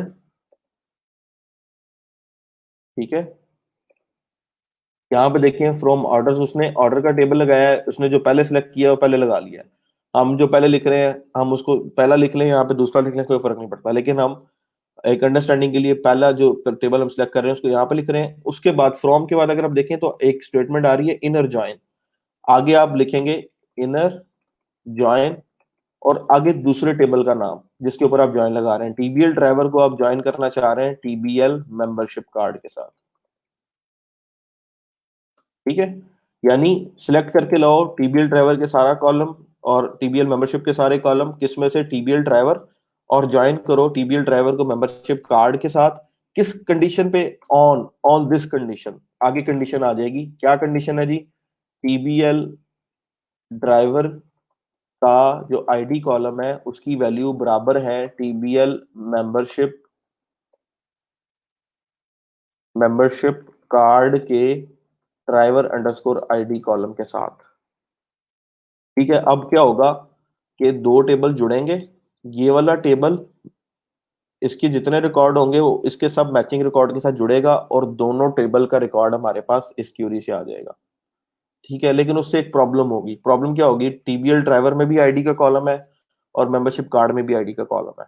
तो that will make our two IDs और that that can create an issue. उसके लिए हम एलियस यूज करते हैं। अभी मैं एलियस यूज नहीं करने लगा, अभी मैं सिर्फ रिकॉर्ड पुल करने लगा। तो ये एक ज्वाइन हो गया और एसक्यूएल में जब मैं इस क्यूरी को रन करता हूं तो it will give me data.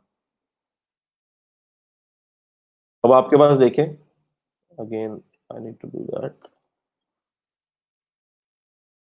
अब यहाँ पे देखें, ID 1, name Ali, age 32, contact number ये है, सीएनआईसी नंबर ये है, ड्राइविंग लाइसेंस नंबर ये है। ये आईडी कहाँ से है? मेंबरशिप कार्ड के टेबल से।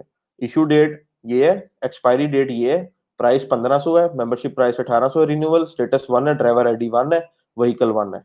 तो इस तरह से आप ज्वाइन लगा के दो टेबल्स के ऊपर उनसे अपना रिकॉर्ड लेते हैं। अब अगर मैं मुझे पता है कि मुझे सिर्फ ड्राइवर आईडी 1 का चाहिए, तो मैं इसके ऊपर फिर अब वेयर लगाऊंगा। इस डाटा को अगर देखें, इन दोनों में मल्टीपल रिकॉर्ड्स होते तो सारे मैच होके आ जाने थे। वेयर वैल्यू, अब मुझे अगर वेयर लगाना है तो मुझे साथ टेबल का नाम बताना है या ड्राइवर आईडी का एक ही कॉलम है जो कि मेंबरशिप वाले में है, तो यहाँ पे where driver ID is equal to 1 will work.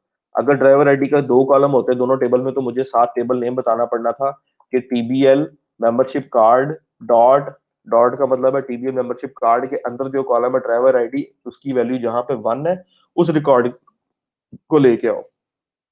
तो अब आपके पास ये रिकॉर्ड आ गया। अगर मैं यहाँ पे ड्राइवर आईडी चेंज कर दूं, तो अब वेयर में फिल्टर होके कोई रिजल्ट नहीं आएगा, एम्प्टी आएगा, क्योंकि कोई भी ऐसा मेंबरशिप कार्ड नहीं है जिसका ड्राइवर आईडी 0 है। तो ड्राइवर आईडी 1 का मेंबरशिप कार्ड जो है हमें, उसकी उसके ड्राइवर का नाम चाहिए था, वो हमें यहाँ से मिल गया अली। तो अगर आपको सिर्फ नेम चाहिए तो कुछ भी लेने की जरूरत नहीं है। आप सिर्फ यहाँ से मेंबरशिप कार्ड डॉट स्टैटिक की जगह नेम का कॉलम लें।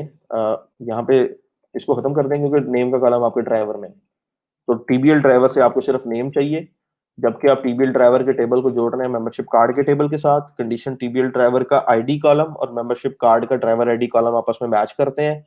और किस रो का रिकॉर्ड चाहिए? जहां पे मेंबरशिप कार्ड के अंदर ड्राइवर का आईडी 1 है उसका रिकॉर्ड ले आओ। लेकिन कॉलम कौन सा चाहिए? रिजल्ट में सिर्फ टीबीएल ड्राइवर का नेम कॉलम चाहिए, तो अभी सिर्फ मेरे पास अली आएगा। बाकी सारा जो एक्स्ट्रा डाटा था वो खत्म हो गया। मुझे सिर्फ अली का नाम चाहिए था, वो मेरा निकल आया। सो एसक्यूएल अगर आपको आती है तो आप बड़ी से बड़ी डेटाबेस के अंदर से अपनी मर्जी का रिजल्ट ले सकते हैं। और वो जो आपने काम करना था, 3-4 क्यूरीज लगा के डाटा लेके पीएचपी के अंदर, उसके ऊपर फिर फॉर ईच लूप लगा के फिर जो रिकॉर्ड निकालना था, वो आपकी एक एसक्यूएल क्यूरी जॉइन से निकला है। वरना आपको क्या करना पड़ना था? आप एक क्यूरी करते ड्राइवर के सारा रिकॉर्ड लेते, एक क्यूरी करते मेंबरशिप का सारा रिकॉर्ड लेते, दो लूप लगाते फॉर ईच, ड्राइवर के ऊपर लगाते लूप और उसके अंदर मेंबरशिप का लूप लगाते और चेक करते जहां पे दोनों की वैल्यू सेम मिल रही है वहां से आप नेम पिक कर लेते। तो कम से कम आपको 10-12 स्टेटमेंट लिखनी पड़नी थी और इस प्रोग्राम की कम्प्लेक्सिटी जो थी वो ओ स्केयर हो जानी थी। ठीक है, बेसिकली एन स्केयर हो जानी थी, क्योंकि दो लूप चलने थे और अगर एक टेबल में 10,000 रिकॉर्ड थे, दूसरे में भी 10,000 रिकॉर्ड थे, तो ये जो था 10,000 into 10,000, it was going around to be like 10 lakh. 10 जो है वो सिस्टम ने उन कमांड्स को चलाना था और फिर आपको एक नेम मिलना था जो हमें एसक्यूएल की क्यूरी के जॉइन से मिल गया। तो यहां तक अगर किसी को कोई प्रॉब्लम है, किसी चीज की नहीं समझ आई, तो यू कैन आस्क मी।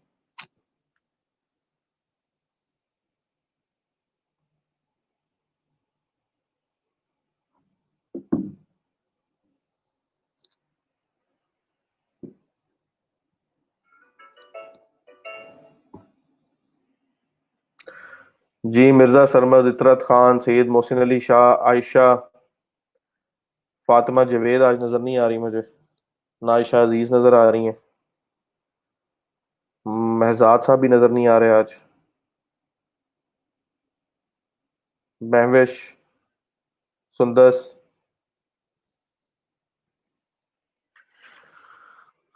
कोई कॉन्सेप्ट इसके अंदर जो आपका मिस हो गया हो? कंप्लेक्सिटी थोड़ी सी एक्सप्लेन कर दें। टाइम कंप्लेक्सिटी की बात कर रहे हैं आप? कौन सी कंप्लेक्सिटी की बात कर रहे हैं?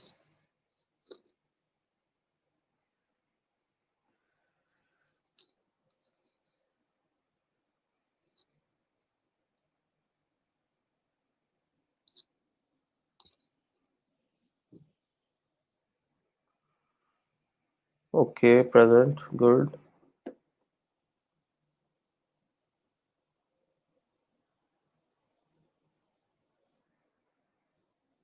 देखिए टाइम कम्प्लेक्सिटी की बात मैं तब करूंगा जब मैं पीएचपी के ऊपर कोड कर रहा होता।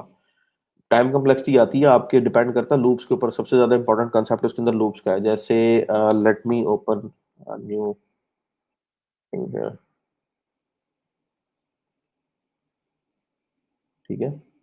मैं पीएचपी की फाइल में आता हूँ और यहाँ पे लेट सपोज मैं एक लूप क्रिएट करता हूँ। For each $a as $a value.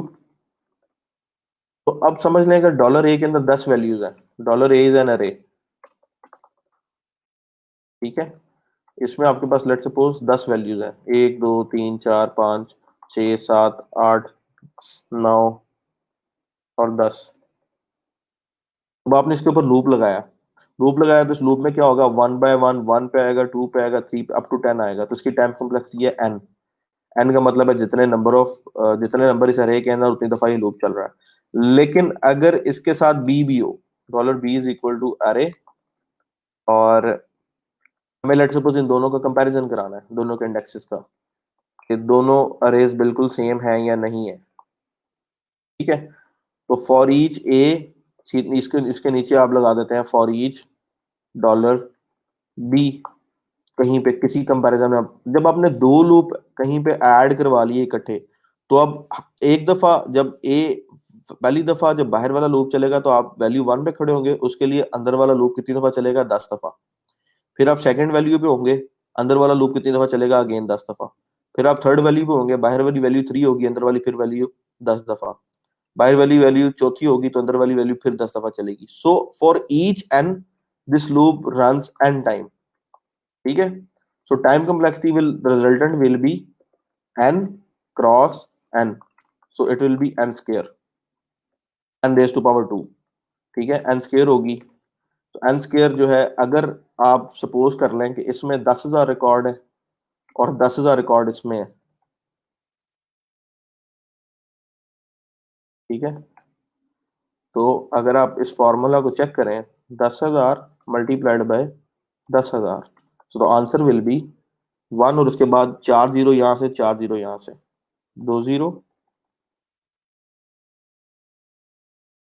ठीक है। टोटल आपके पास कितने जीरो हो गए, 4 और 4 8। So it's like,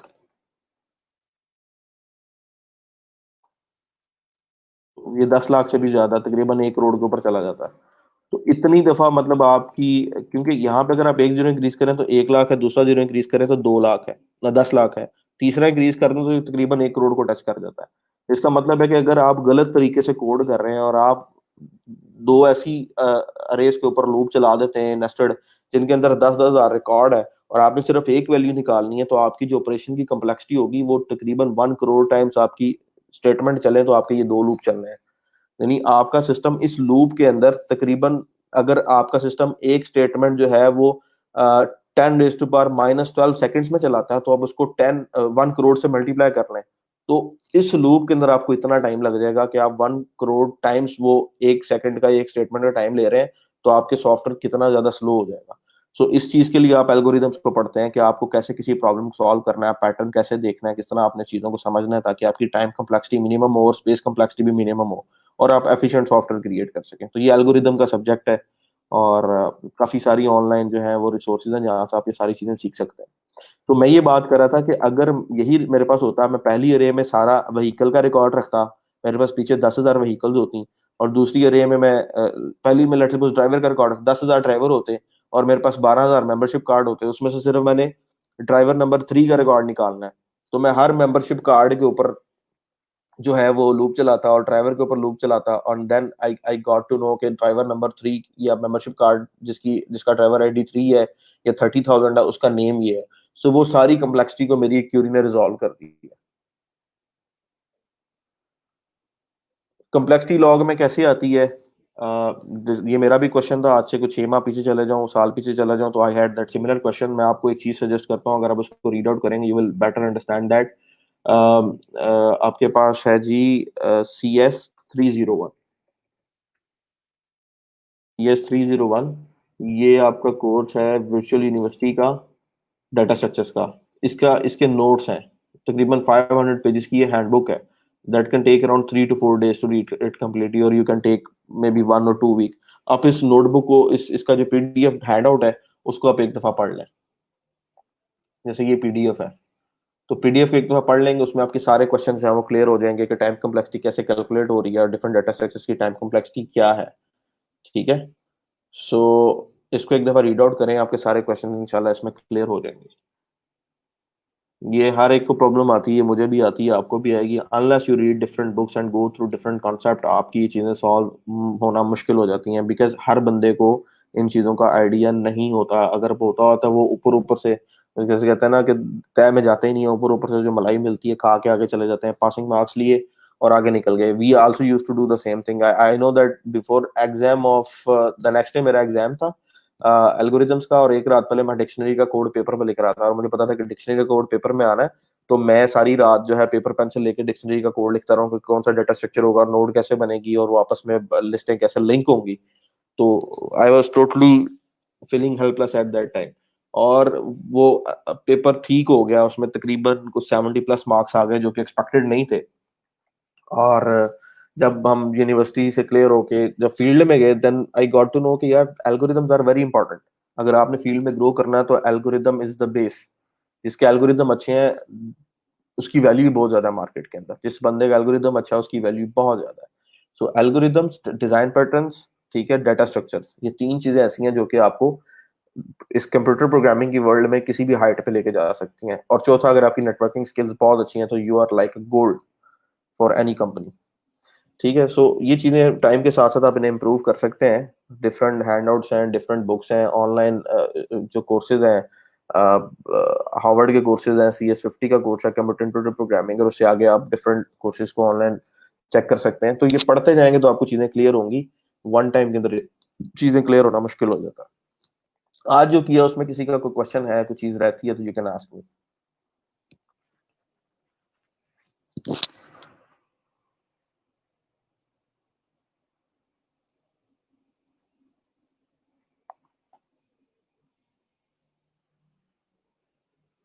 I think everything is clear as far as this lecture. किसी को कोई इशू तो नहीं है, because I try to make it very easy for you.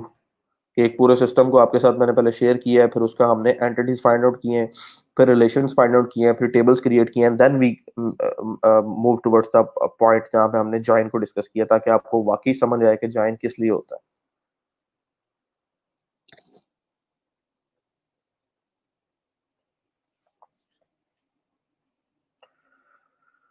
अच्छा, एक क्यूरी जो मैं आपसे पहले डिस्कस कर रहा था आज, सैयद मोहसिन अली शाह को जो क्यूरी आई है, मैं कह रहा था कि अच्छा यूज केस है जो कि मैं आप सबके साथ डिस्कस करना चाह रहा हूँ, वो अभी पेंडिंग में है। उसको अगर मैं थोड़ा सा ओपन कर लूँ तो।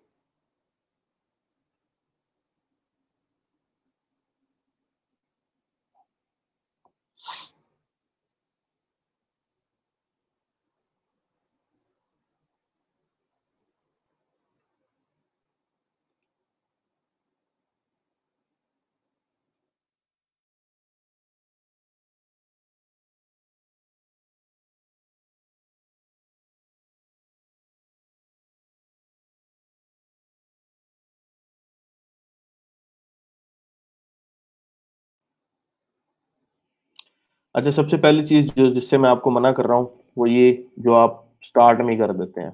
क्या चीज होती है, क्लाइंट का मैसेज आया, उठा के ट्रेनर को फॉरवर्ड कर दिया। ये सिर्फ आपके साथ मसला नहीं है, सारे ई रोजगार के जितने बच्चे हैं, जितने ट्रेनीज हैं, उनकी यही सूरत हाल है। समझते हैं कि वी आर लाइक सुपरमैन और मेटा ह्यूमन, कि आप हमें भेजेंगे तो हम मिनट में आपको सोल्यूशन बता देंगे। ऐसा नहीं होता। ठीक है, Aslam sir, I got this message on Fiverr, kindly guide hello dear friend. So this पहली चीज ये गलत है। आपको मैसेज आया, आप मैसेज को पढ़ें। आपको मैसेज आया, मैसेज को पढ़ें, क्लाइंट की रिक्वायरमेंट को समझें, उसके रिगार्डिंग जो चीजें गूगल करने वाली हैं उनको गूगल करें। ठीक है, और उसके बाद आप फिर जिस चीज की समझ नहीं आती उसके बारे में मुझसे कांटेक्ट करें। ठीक है, then I give you a link और अ पैटर्न और समथिंग कि यार इस तरह से सोचो या इस चीज को इस तरह से देखो, then you go to Google again. जब तक आप ये हैबिट डेवलप नहीं करेंगे, सारी जिंदगी आप किसी ना किसी को ढूंढते रहेंगे जो आपके क्वेश्चंस का आंसर करता रहे। ये मैं ऑफेंड करने के लिए शेयर नहीं कर रहा, सिर्फ अंडरस्टैंडिंग के लिए शेयर कर रहा हूँ। This is the first week of this kind of messages के, ये पिछले 1 डेढ़ वीक से स्टार्ट हुए हैं। कि बच्चों का मैसेज आता है तो वो उठा के मुझे कॉपी कर देते हैं। ऐसा नहीं होना चाहिए, आपको इस चीज को समझना चाहिए। अब कैसे इस चीज को समझना चाहिए, उस प्रॉब्लम को मैं क्लियर करना चाह रहा हूँ, ताकि आप लोग जो है मुझ पर डिपेंडेंट ना रहे हर एक क्यूरी के लिए, आप खुद से जो है वो उसका आंसर फाइंड आउट कर सकें। अच्छा जी, टेक्स्ट को थोड़ा सा बड़ा कर लेते हैं।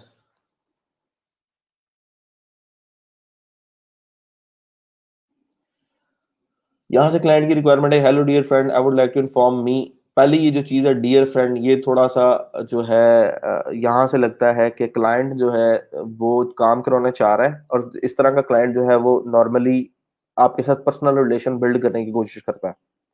आपको बातों बातों में वो कहते हैं मक्खन लगा के अपना काम निकलवाना, ये उस तरह का क्लाइंट होते हैं कि आपको मक्खन लगाने की कोशिश कर रहा है ताकि आप उसके साथ फ्रैंक हो जाए, and once you are frank with him, आहिस्ता आहिस्ता वो आपसे अपनी सारी चीजें मनवाता जाएगा।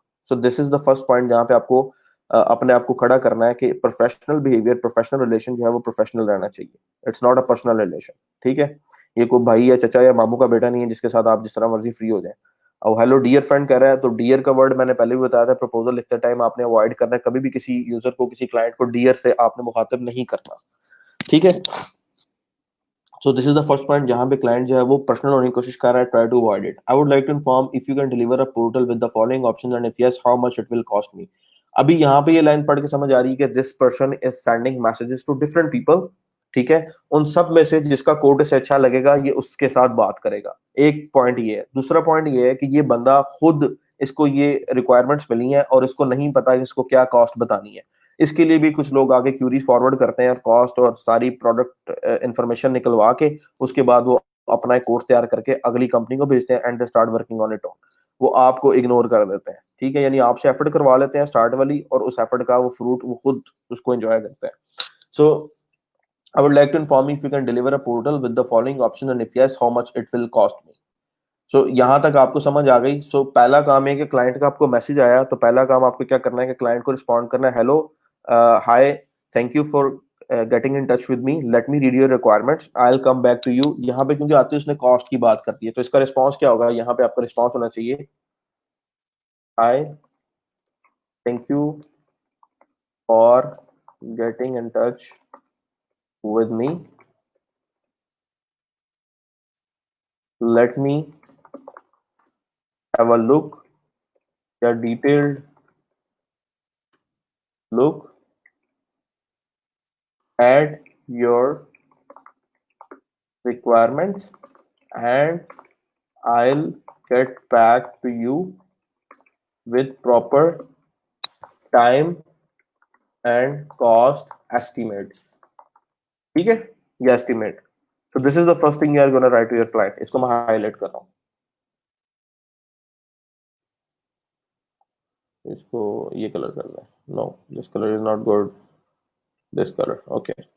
Thank you for getting in touch with me. Let me have a detailed look at your requirements and I'll get back to you with proper time and cost estimate. यहाँ आपने कर दिया, अब आपके पास आधा घंटा, 20 मिनट, 25 मिनट, 1 घंटा है ताकि आप अपनी सारी चीजों को क्लियर कर लें और उसके बाद उस क्लाइंट को रिस्पॉन्ड करें। अब जी पहली रिक्वायरमेंट क्या है, I need a modern education WordPress portal, it's template and must look like edX और कोर्सेरा और Harvard. This means I want you to suggest me, I want you to suggest me a template that can cover this need, but also the need as are described below.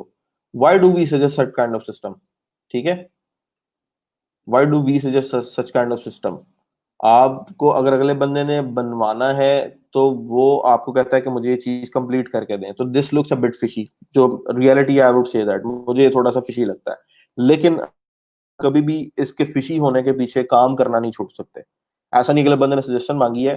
सो जब मैंने लिखवाई थी profile description, वहां पे मैंने नीचे एक word लिखवाया था कि लाइन लिखवाई थी, you can if you have any kind of query please feel free to ping me. यानी अगर आपको किसी किस्म का कुछ पूछना है, कोई कंसल्टेशन चाहिए, तो याद रखिएगा हमेशा आप अपने आप को सेल करते हैं कंसल्टेशन के थ्रू। अगर आप किसी को कंसल्टेंसी प्रोवाइड कर रहे हैं स्टार्ट में, आप वो फ्री प्रोवाइड करते हैं, लेकिन जब आपको लगता है कि यार आपकी कंसल्टेंसी से लोगों को फायदा हो रहा है, यू मेक इट पेड। आप आहिस्ता आहिस्ता उसको पेड वर्जन की तरफ ले आते हैं। तो ये बंदा आपसे सजेशन लेना चाह रहा है, तो take it as a consultancy right now. Start में जरूरी नहीं है कि आपने इसके ऊपर खपना है। अगर कोई बंदा आपके साथ इस तरह की बात करता है, आपसे सजेशन मांगता है, तो you just go randomly on Google और यहाँ पे आप जाकर लिख दें LMS थीम्स। आपको पता है कि कोर्सेरा लाइक कोर्सेरा, वर्डप्रेस, तो कहीं ना किसी ना किसी ब्लॉग के अंदर ये चीज डिस्कस हुई होगी कि LMS, Udemy, Coursera, education, WordPress themes, ये ले आपको थीम फॉर से वो थीम मिल जाएगा, आप उसको वो थीम सजेस्ट कर दें। लेकिन इस बंदे ने इस सजेशन से आगे आगे ये चीजें भी मांगी हुई हैं कि मुझे ये सारा कुछ चाहिए या मुझे ये सारा कुछ करवाना है। सो अब आपको क्या करना है, इन सारे डॉक्यूमेंट को रीड करना है। इस सारे डॉक्यूमेंट को रीड करने के बाद यू नीड टू असेस के कौन कौन सी चीजें आप खुद कर सकते हैं, उन चीजों में कितना टाइम लगेगा, कौन सी चीजें आपको आउटसोर्स करनी है उनमें कितना टाइम लगेगा, पेमेंट क्या आएगी, then you can calculate your estimate of time and cost. अच्छा जी, I need a modern WordPress portal. Its template must look like edX or Coursera. I want you to suggest me a template that can cover this need, but also the needs are as described below. पहली need क्या है? I need to have automated certification with option each course to have a different template certificate. अभी मैंने अपने जो है professional career में I did not work for the education industry yet. Websites एक दो बनाई है, लेकिन मैंने कोई इस तरह का सिस्टम नहीं बना के दिया जिसके अंदर आप सर्टिफिकेट्स ऑटोमेटिकली जो है वो निकालें। और I have never seen such kind of system जिसमें एक ही थीम के अंदर इतनी ज्यादा फंक्शनैलिटी हो। सो फिर विद माय एक्सपीरियंस ये कस्टम रिक्वायरमेंट है, और हो सकता है कि किसी जगह पे ये रिक्वायरमेंट मैच करती हो। अब उसका एक सोल्यूशन ये है कि थीम फॉरेस्ट के थीम के ऊपर आते हैं, और पहले ही रो में आपके पास जो बेस्ट सेलिंग में, क्योंकि ये वाला आ रहे होंगे बेस्ट मैच में, बेस्ट मैच और बेस्ट सेलर्स के इन टैग्स के अंदर आपके जो थीम मैच करते हैं उनकी डॉक्यूमेंटेशन को एक दफा देख लें, क्या उनके अंदर ऐसी फैसिलिटी है कि आप अपने कस्टम सर्टिफिकेट्स जो है वो जनरेट करवा सकते हैं। हर एक डिग्री का कस्टम सर्टिफिकेट होगा, यानी उसका डिजाइन डिफरेंट होगा। जिस तरह आपको यूनिवर्सिटी से डिग्री मिलती है या सर्टिफिकेट मिलता है ऑनलाइन, उसके ऊपर आपका नाम होता है, सर्टिफिकेट का नाम होता है, उसके ऊपर कोई ना कोई स्टैंप होती है, तो क्या वो चीज यहाँ पे अवेलेबल है। Course Builder theme is a multi-purpose, high-quality e-learning WordPress LMS for teachers and success education centers, schools, universities to create and manage your own website. Theme flexibility power can help you create beautiful online courses, share your knowledge in the world, get some revenue by selling them. Course Builder is easy to use with no coding knowledge required, Provian and the best education system. ठीक है, do you want to the WordPress admin system theme made exclusively for you, Course Builder? Do you want to help people share your knowledge, inspire others? Do you want to create your own education school portal? Do you want to have a complete control of your course design revenue? Are you a teacher instructor? तो ये वो आपको एक वो throw कर रहे हैं question. Next जो है जी, यहाँ पे अगर डिग्री या सर्टिफिकेट का कोई वर्ड होगा, you want to create full feature on video or text lesson, quizzes, multiple question, multiple types, certificate, command system, email, sell course subscription, online webinar etcetera. ठीक है, तो इसका मतलब है कि इस थीम के अंदर वो ये सारी चीजें कहीं ना कहीं प्रोवाइड की गई हैं। क्लियरेंस लेनी है आपको तो आप कमेंट्स में आके चेक कर सकते हैं, लोगों ने क्वेश्चन पूछा होगा या सपोर्ट से क्वेश्चन किया होगा। तो सर्टिफिकेट का किसी ने अगर क्वेश्चन किया हुआ है तो आप यहाँ पे आगे से चेक कर सकते हैं।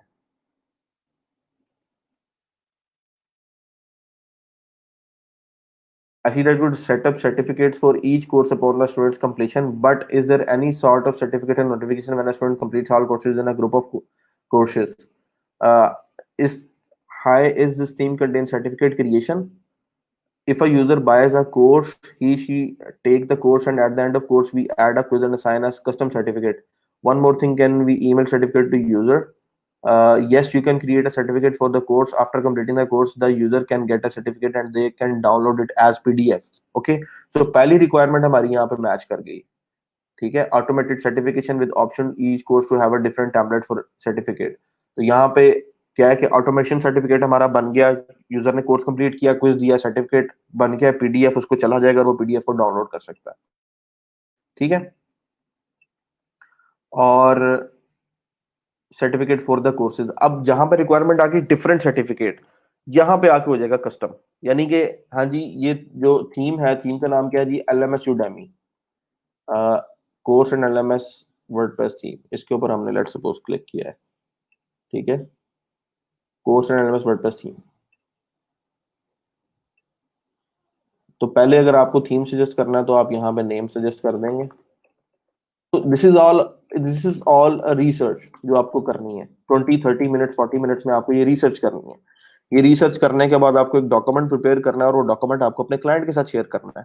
जितनी अच्छी आपकी रिसर्च होगी उतने चांसेस आपके ज्यादा है कि आपको प्रोजेक्ट असाइन हो जाएगा। ये बात याद रखिएगा। अगर आपकी रिसर्च अच्छी नहीं है, अगर आपने एफर्ट पुल नहीं की, यू शुड नॉट कंप्लेन कि मेरे क्लाइंट के साथ मेरी कम्युनिकेशन हुई और मुझे प्रोजेक्ट नहीं मिला।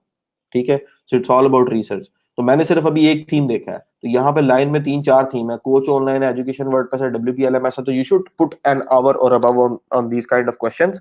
एंड उसके बाद आप एक डॉक्यूमेंट बनाएं, उसमें क्लाइंट के क्वेश्चंस का आंसर करें। At the bottom of your document right your own questions जो आपको क्लाइंट से पूछने हैं, ठीक है। तो यहाँ पे आप लिख देंगे कि ये जो थीम है course and LMS WordPress theme, course and LMS WordPress theme supports certificates for courses for FOR, but I will have to customize it for different kind of certificate designs for different courses, ठीक है। Facility है कि आप course के लिए certificate बना सकते हैं, लेकिन हर कोर्स के लिए डिफरेंट सर्टिफिकेट उसके लिए हो सकता है कस्टम डिजाइन करना। तीसरा सोल्यूशन क्या है कि अगर इन कॉन्ट्रैक्ट है और आपका प्रोजेक्ट चल रहा है और आपको प्रोजेक्ट मिल जाता है, स्टिल नॉट कंफर्म पर्सनालिटी को आपको कोड से करना चाहिए जाए, और यहाँ आप उनसे क्वेश्चन पूछ सकते हैं या कमेंट पूछ सकते हैं। जिस तरह इस कमेंट में सर्टिफिकेट को मैंने, तो यहाँ पर डिफरेंट सर्टिफिकेट भी कहीं ना कहीं होगा। तो ये रिसर्च अगर आप कर लेते हैं तो यू आर कॉन्फिडेंट कि यार आप ये प्रोजेक्ट जो है वो ले सकते हैं और कर सकते हैं।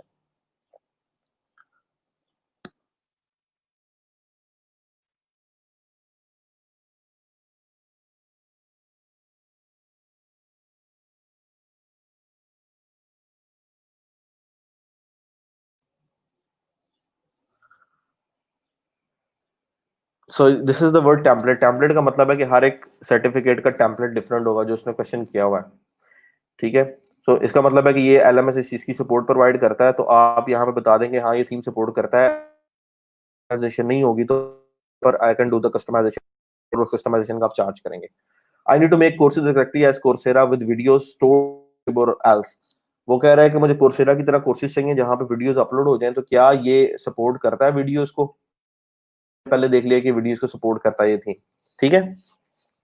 और वीडियोस हेल्थ पे स्टोर हो सकती है। नॉर्मली क्या होता है कि वीडियो का डाटा बहुत लंबा होता है, जब आप वेबसाइट बनाते हैं या आप वीडियो कंटेंट शेयर करते हैं, व्लॉग क्रिएट करते हैं, तो आप अपनी वीडियोस को होस्ट करते हैं यूट्यूब के ऊपर, या आप अपनी वीडियोस को होस्ट करते हैं Vimeo के ऊपर। कोई थर्ड पार्टी CDN ऐसा होता है जिसके ऊपर आप अपनी वीडियो को स्टोर करते हैं और वो लिंक अपनी वेबसाइट में लगाते हैं, ताकि जब आपकी वेबसाइट चले तो स्ट्रीमिंग आपकी साइट से ना हो, स्ट्रीमिंग बड़े बिगर वेंडर से हो, यूट्यूब से हो, Vimeo से हो, that can B through daily motion, किसी थर्ड पार्टी जो कि बिगर स्ट्रीमिंग साइट है वहां वीडियो लिंक होता है जो आपको वीडियो नजर आ जाती है। वरना अपने अगर हार्ड ड्राइव पे वीडियो स्टोर करें तो एक एक video that can be around 300-400 1 GB और 2 GB और आप हो जाती है। दूसरा स्ट्रीमिंग टाइम आपके रिसोर्स बहुत ज्यादा यूज होते हैं और आपकी वेबसाइट बैठ जाती है। सो नॉर्मली होता है ऐसे ही है कि आप कोर्स बनाएंगे तो यहाँ पे क्या होगा बेसिकली, जब आपकी वीडियो होगी तो डेफिनेटली उसमें कोई ना कोई प्लेलिस्ट होगी। जैसे अगर कोई बंदा इंट्रो टू C++ का कोर्स लेता है तो क्वेश्चन आपके माइंड में आने चाहिए।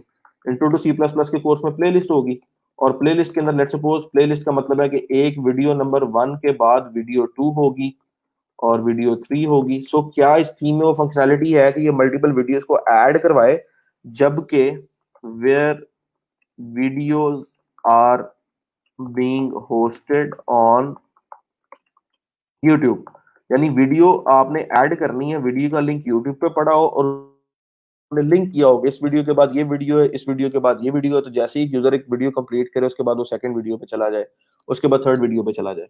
तो this part can not a difficult task, this can be done. तो क्या इस थीम में, तो सिंपली आपके पास क्या है कि आप इस थीम पे जाकर चेक करें, क्वेश्चंस में सर्च करें, या जिस थीम में ये फंक्शनैलिटी है जिसमें दूसरी फंक्शनैलिटीज भी हो वो थीम निकालें और रिसर्च करके अपने क्लाइंट के साथ शेयर करें। मजे की बात अगर ये नहीं भी होगी, this can be added, this is not a very big or very difficult task, this can be done. अच्छा, डेवलपर इजीली ये काम कर सकता है। चौथा, each course must send automatically the certificate to the student, but we need also a solution of courses that must include many other courses. Each course must send automatically the certificate to the student. हर जो course है उसका certificate automatically चला जाना चाहिए। ये certificate अगर generate हो रहा है, सर्टिफिकेट भेजना is not a big deal. जो चीजें आपको कवर करवाऊंगा उसमें ये सारा कुछ आपके सामने चल रहा होगा, लेकिन आपको वक्ती तौर पे वो थीम सर्च आउट करना है, वो थीम जो सबसे ज्यादा रेलिवेंटली क्लोज होगा। मैं नहीं कहता कि पहले थीम को फाइनल कर लो, यहाँ पे आओ, इस पेज पे बेस्ट मैच वाले निकालो, उसके बाद बेस्ट सेलिंग वाले निकालो, उन सबको सर्च आउट करो, जो क्लाइंट की नीड के साथ मैक्सिमम मैच कर रहा है वो क्लाइंट को सजेस्ट करो, और जो नीड्स उसमें पूरी होती हैं दैट इज गुड, जो नहीं होती फिर वो बाद में खुद कोडिंग करके कस्टमाइजेशन करके कंप्लीट करो। This is how you work, this is how you earn good money और फ्रीलांसिंग। तो यहाँ पे आओ वापस, तो ये जो पार्ट है that can be done through code, कोई मसला नहीं है, but we need also a solution for courses that must include many other courses the student must finish before this course. यानी कोर्स एक दूसरे पर डिपेंडेंट है। 15 कोर्स स्पेशलाइजेशन है, ग्रुप ऑफ कोर्स है, जिसमें आप पहला ग्रुप करते हैं, दूसरा कोर्स करते हैं, तीसरा कोर्स करते हैं, तो पूरा ग्रुप आप कंप्लीट करते हैं। हर ग्रुप का कोर्स जैसे ही कंप्लीट, हर ग्रुप के अंदर जो हर कोर्स से कंप्लीट होता है उसका सर्टिफिकेट चला जाता है। तो this is also done, can be done, this is not a big deal. Again theme find out करें, रिसर्च करके भेज दें, नहीं तो आप ये काम कर सकते हैं। तीसरा, इस लेवल पे जहां पे आप अभी खड़े हैं, अगर आपको लगता है कि आप इस तरह की वेबसाइट नहीं बना सकते, तो कोई भी ऐसा बंदा जिसका कम से कम 1.5 साल का एक्सपीरियंस है फील्ड के अंदर, जिसका वर्डप्रेस के ऊपर एक्सपीरियंस है और जनरली फील्ड के अंदर 1.5 से 2 साल का एक्सपीरियंस है, वो इस वेबसाइट का आपको 40 to 50 थाउजेंड चार्ज करेगा और आपको ये वेबसाइट बना देगा। ठीक है, 50-60 थाउजेंड चार्ज करेगा, ये वेबसाइट बना देगा। तो आपकी कोशिश ये होनी चाहिए कि आप मिनिमम इस प्रोजेक्ट को $700-800 में क्लाइंट से ले लें और उसके बाद उसको आगे सेल करते हैं। या आपको ये रिक्वायरमेंट मिल गई है, क्लाइंट के साथ कम्युनिकेशन जो है वो कंटिन्यू रखें, और आप अपने क्लाइंट से एस्टिमेटेड बजट जो आप उसे बताते हैं, अगर वो कहता है कि it's okay, so you have an understanding कि यार 500 में मान गया, 700 में मान गया, सो अगर मैं $700 को, या लेट्स सपोज $500 को मल्टीप्लाई करता हूँ, 165 का रेट आजकल मार्केट में चल रहा है डॉलर का, प्राइस मिलती है मुझे 82,500। 82,500 अगर तो कोड आपको करना आता है, आप वेबसाइट बनाते हैं, तो आपका हो गया। नहीं तो आप इसमें से 50,000 या 40,000 दे के पाकिस्तानी फ्रीलांसर के ग्रुप में से, या किसी एक्सपीरियंस बंदे को जो ऑलरेडी किसी सॉफ्टवेयर उसमें काम कर रहा है, उसको पैसे दे के उससे काम करवा सकते हैं। इसमें से 50,000 निकाल भी दे तो आपको 32,500 रुपया फिर भी बचता है। यानी प्रोजेक्ट लेके अपनी प्रोफाइल पे रिव्यू लगवा के कुछ भी नहीं करना, सिर्फ कम्युनिकेशन करनी है। आपने प्रोजेक्ट ले लिया, अगले बंदे को प्रोजेक्ट दिया और उसने आपको ये काम कर दिया। और अगर आपका क्लाइंट किसी अच्छी कंट्री से, जैसे इन्होंने बताया कि स्विट्जरलैंड से क्लाइंट है, अगर वो क्लाइंट नॉर्वे का है, वो कनाडा का है, वो यूएस का है, तो he can also be agreed on may be $700 और $900। तो प्राइस आपके सामने होगी। $900 को 165 अगर आप दें तो 1,48,000 का प्रोजेक्ट है। 50,000 रुपये आप अगले बंदे को दे रहे हैं जो बना रहा है, तो you have 1 lakh rupees behind that, जो आपकी सेविंग में जा रहा है। तो सिर्फ क्या है कि अगर आप क्यूरी को पकड़ के उसको सही तरह से समझ लेते हैं और उसका सोल्यूशन निकाल लेते हैं, क्लोजली रेलिवेंट सोल्यूशन निकाल के अगर आप प्रोजेक्ट ले लेते हैं कॉस्ट के ऊपर सही, तो आप बेशक आउटसोर्स कर रहे हैं, आपको बैठे हुए भी पैसे बचते हैं। सो पहला पार्ट है जहां पे लोग जो है वो एफर्ट छोड़ देते हैं। आप में से कई लोग ऐसे होंगे, इसके बाद भी, इस लेक्चर के बाद भी वो क्या करेंगे, क्वेश्चन उठा के मुझे भेज दिए, सर जी ये देख के बताएं। This is not my job to have a look at everything. मेरा काम एथिकली नहीं है। मेरी जॉब सिर्फ आपके साथ जो मेरा टाइम है दैट इज फॉर 2 आवर्स, उसके बाद आई एम नॉट बाउंड। लेकिन इसके ऊपर अगर मैं जाता हूँ, आपको टाइम देता हूँ, तो दैट इज माई कर्टिसी कि मैं देखता हूँ कि यार आप लोग कहीं पढ़े हुए हैं, तो आप लोग निकल जाए उस प्रोसेस से। ठीक है, आप इन इन इन इन ऑब्स्टेकल से निकलेंगे तो आप सीख जाएंगे। तो दैट इज माई कर्टिसी कि मैं आपको टाइम दे रहा हूँ। लेकिन जो पहला पार्ट है आपके ऊपर रिसर्च का, वो आपने करना है। तो डॉक्यूमेंटेशन लिया है, इस डॉक्यूमेंटेशन को जैसे जैसे मैं सर्च कर रहा हूँ वैसे वैसे आप सर्च करें। अपनी सर्च को अच्छा करें। पहले आपको चीजें सर्च करते हुए 3 घंटे लगेंगे, फिर 2 घंटे लगेंगे, फिर 1 घंटा लगेगा, उसके बाद आपको 20 मिनट लगेंगे। जब आपको 20 मिनट लगेंगे तब आप दिन की 2-3 क्यूरीज का इजीली आंसर करेंगे, उसमें से एक क्यूरी मैच्योर हो जाएगी, वो आपके ऑर्डर में कन्वर्ट हो जाएगी। ठीक है। Next is, but I also need this portal to have also an affiliation program for the sellers of the courses. तो एफिलिएशन भी आई थिंक सो कि इसके अंदर होगी, हो नहीं सकता इसमें एफिलिएशन ना हो। नहीं होगी तो वो भी ऐड की जा सकती है। जिस बंदे से आप आउटसोर्स करवा के काम करवाएंगे, वो आपको एफिलिएट्स इजीली ऐड कर देगा। Sorry, spelling mistake, let me.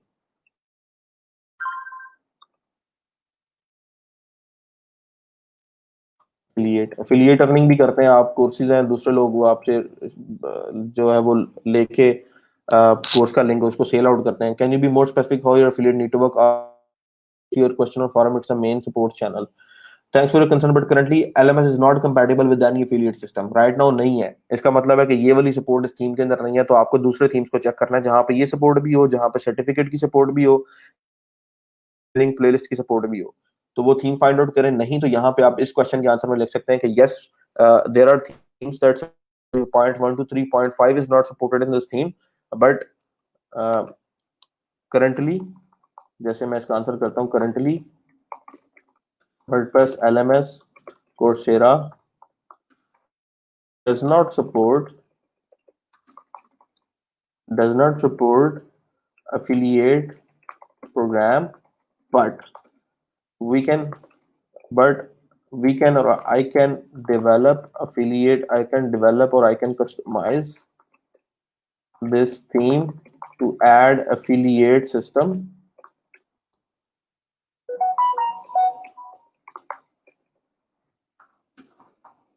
where our affiliates, जो भी बंदा आपका affiliate आएगा उसको affiliate link मिलेगा, where our affiliates will have a specific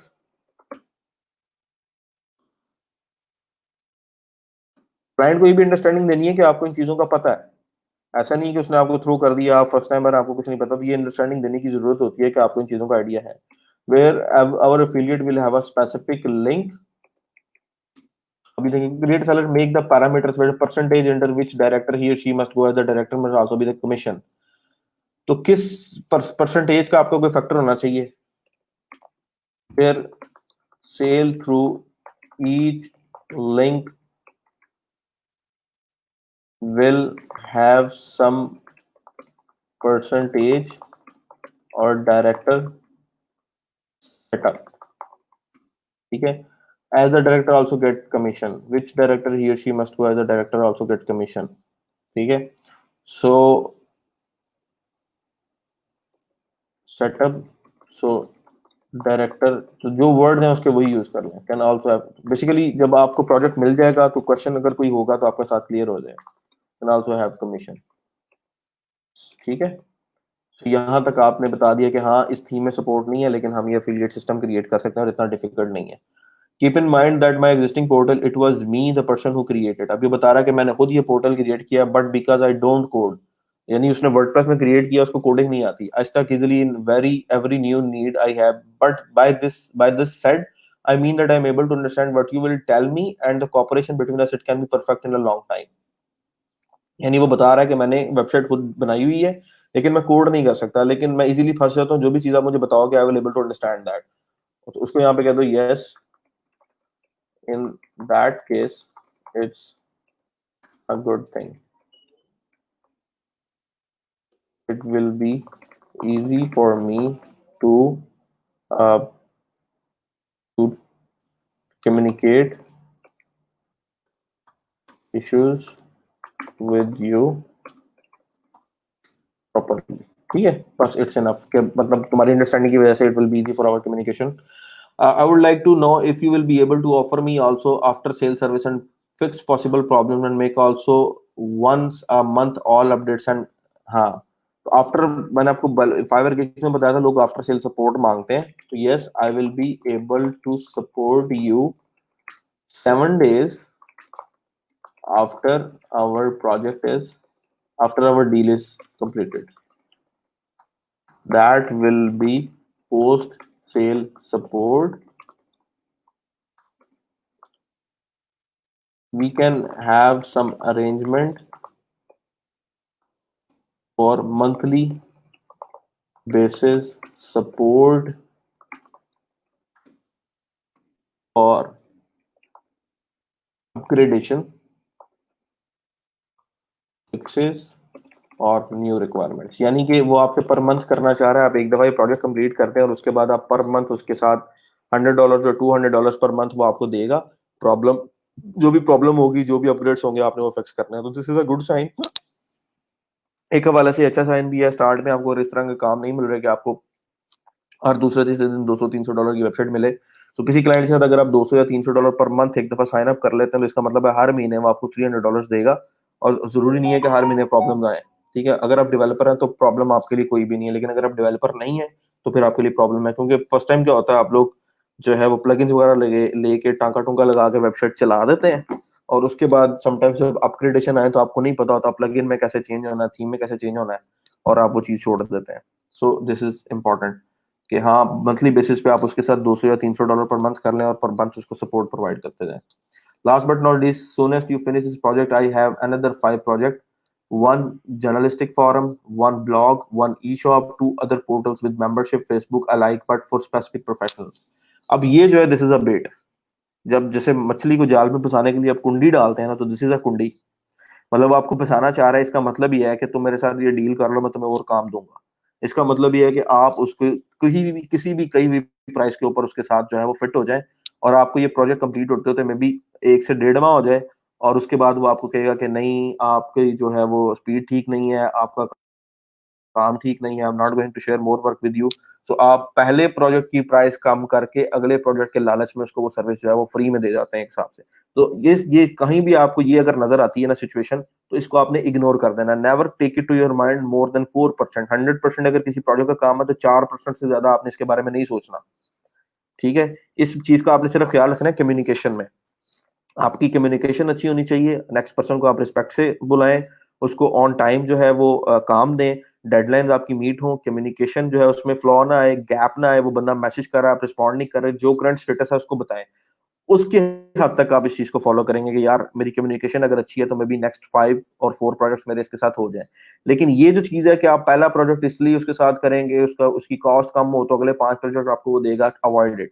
ये आपने नहीं करना। और ये कम्युनिकेशन में आपको इस तरफ लाने, जब आप डॉक्यूमेंट एक मुकम्मल बना के उसके साथ शेयर करेंगे तो आपको कम्युनिकेशन में वो इस तरफ लाने की कोशिश करेगा कि देखो ये प्रोजेक्ट तुम कम पैसों में कर दो, तो इसके बाद मैं अगले जो प्रोजेक्ट है वो तुमसे ज्यादा पैसों में करवाऊंगा, मुझे तुम्हारा काम भी टेस्ट हो जाएगा। तो आप उसका एक सिंपल सा सोल्यूशन ये होता है, आप उसे कहते हैं कि यार लेट्स ब्रेक आवर प्राइस, अगर प्रोजेक्ट $500 का है तो let's break this project into 3 parts, और 150, 150 और 200 तीन ऑर्डर हो जाएंगे। पहला ऑर्डर आप 150 का डाल दो, मैं 30% काम कर देता हूँ, अगर आपको मेरा काम पसंद आएगा तो वी कैन मूव फॉरवर्ड।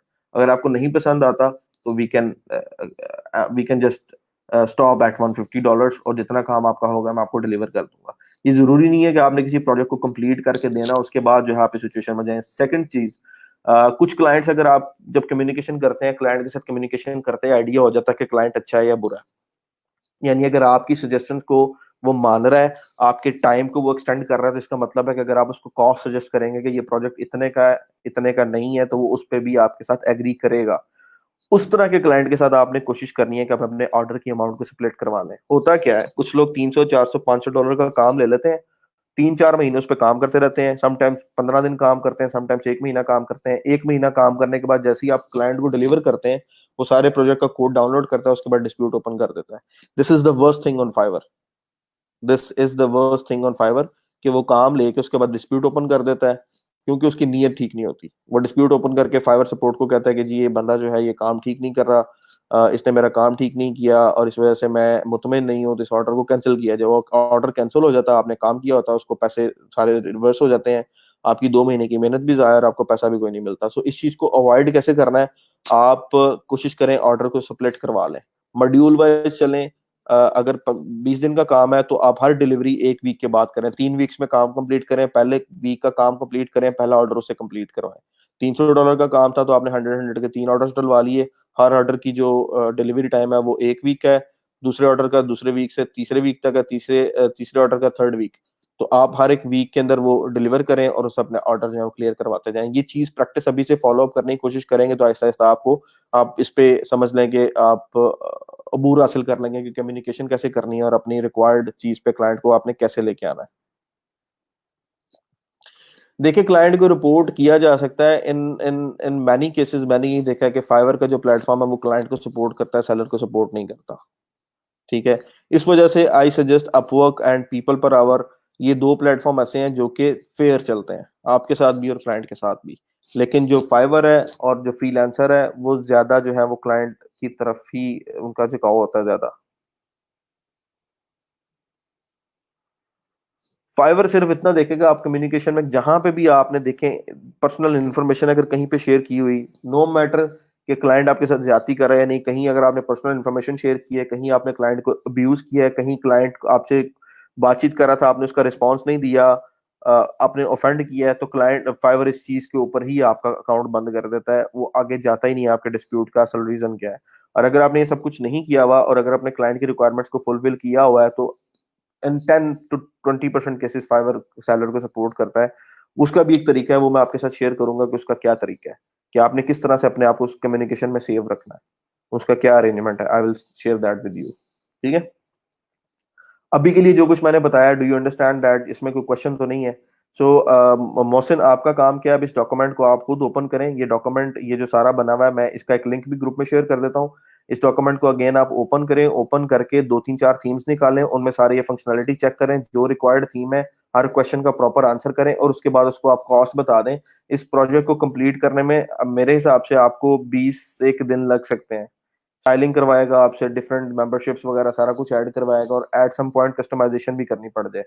तो आप इसकी प्रॉपर एक फाइल बना के नीचे टाइम ऑफ कंप्लीशन 20 डेज रखें, और कॉस्ट एस्टिमेटेड कॉस्ट जो है वो आप रखें तकरीबन $700 तक। उसको भेजें, और उसके बाद अगर वो आपसे जो है वो कहता है कि प्राइस बहुत ज्यादा है, तो आप उसे कहेंगे यस, प्राइस आपके लिए अगर ज्यादा है तो you are my first customer, I can provide you 20% discount. तो 700 का 20% डिस्काउंट लगा के उस बंदे को दे दें, और उसे बताएं कि यार आई एम अ प्रोफेशनल और मैं काम जो है वो क्वालिटी का करूंगा। अब प्रोजेक्ट आप $500 में भी लेते हैं तो आप उसको आगे से आउटसोर्स कर सकते हैं, 30 40 थाउजेंड में आउटसोर्स करेंगे, और वो नेक्स्ट पर्सन आप कंप्लीट कर देगा। मेरे मेरे हिसाब से इसकी जो एस्टिमेटेड कंप्लीशन टाइम है दैट इज 22 to 25 डेज। कोई भी बंदा अगर इस पे काम करेगा तो वो इतने दिन के अंदर इसको कंप्लीट कर देगा।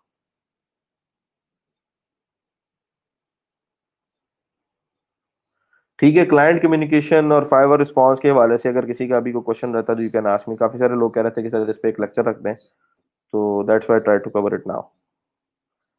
ठीक है, फिर भी आपको क्वेश्चन होगा तो you can ask me. For now मुझे इजाजत दें, आपसे इंशाल्लाह कल गपशप होगी। अपना ख्याल रखिएगा, अल्लाह हाफिज। और दूसरा फीडबैक फॉर्म लाजमी फिल कर दीजिएगा। थर्सडे फ्राइडे आपका फीडबैक जो है वो सबमिट होना होता है। फीडबैक फॉर्म आपके ग्रुप में शेयर हुआ होगा, उसको कंप्लीट कर दीजिएगा प्लीज। अल्लाह हाफिज।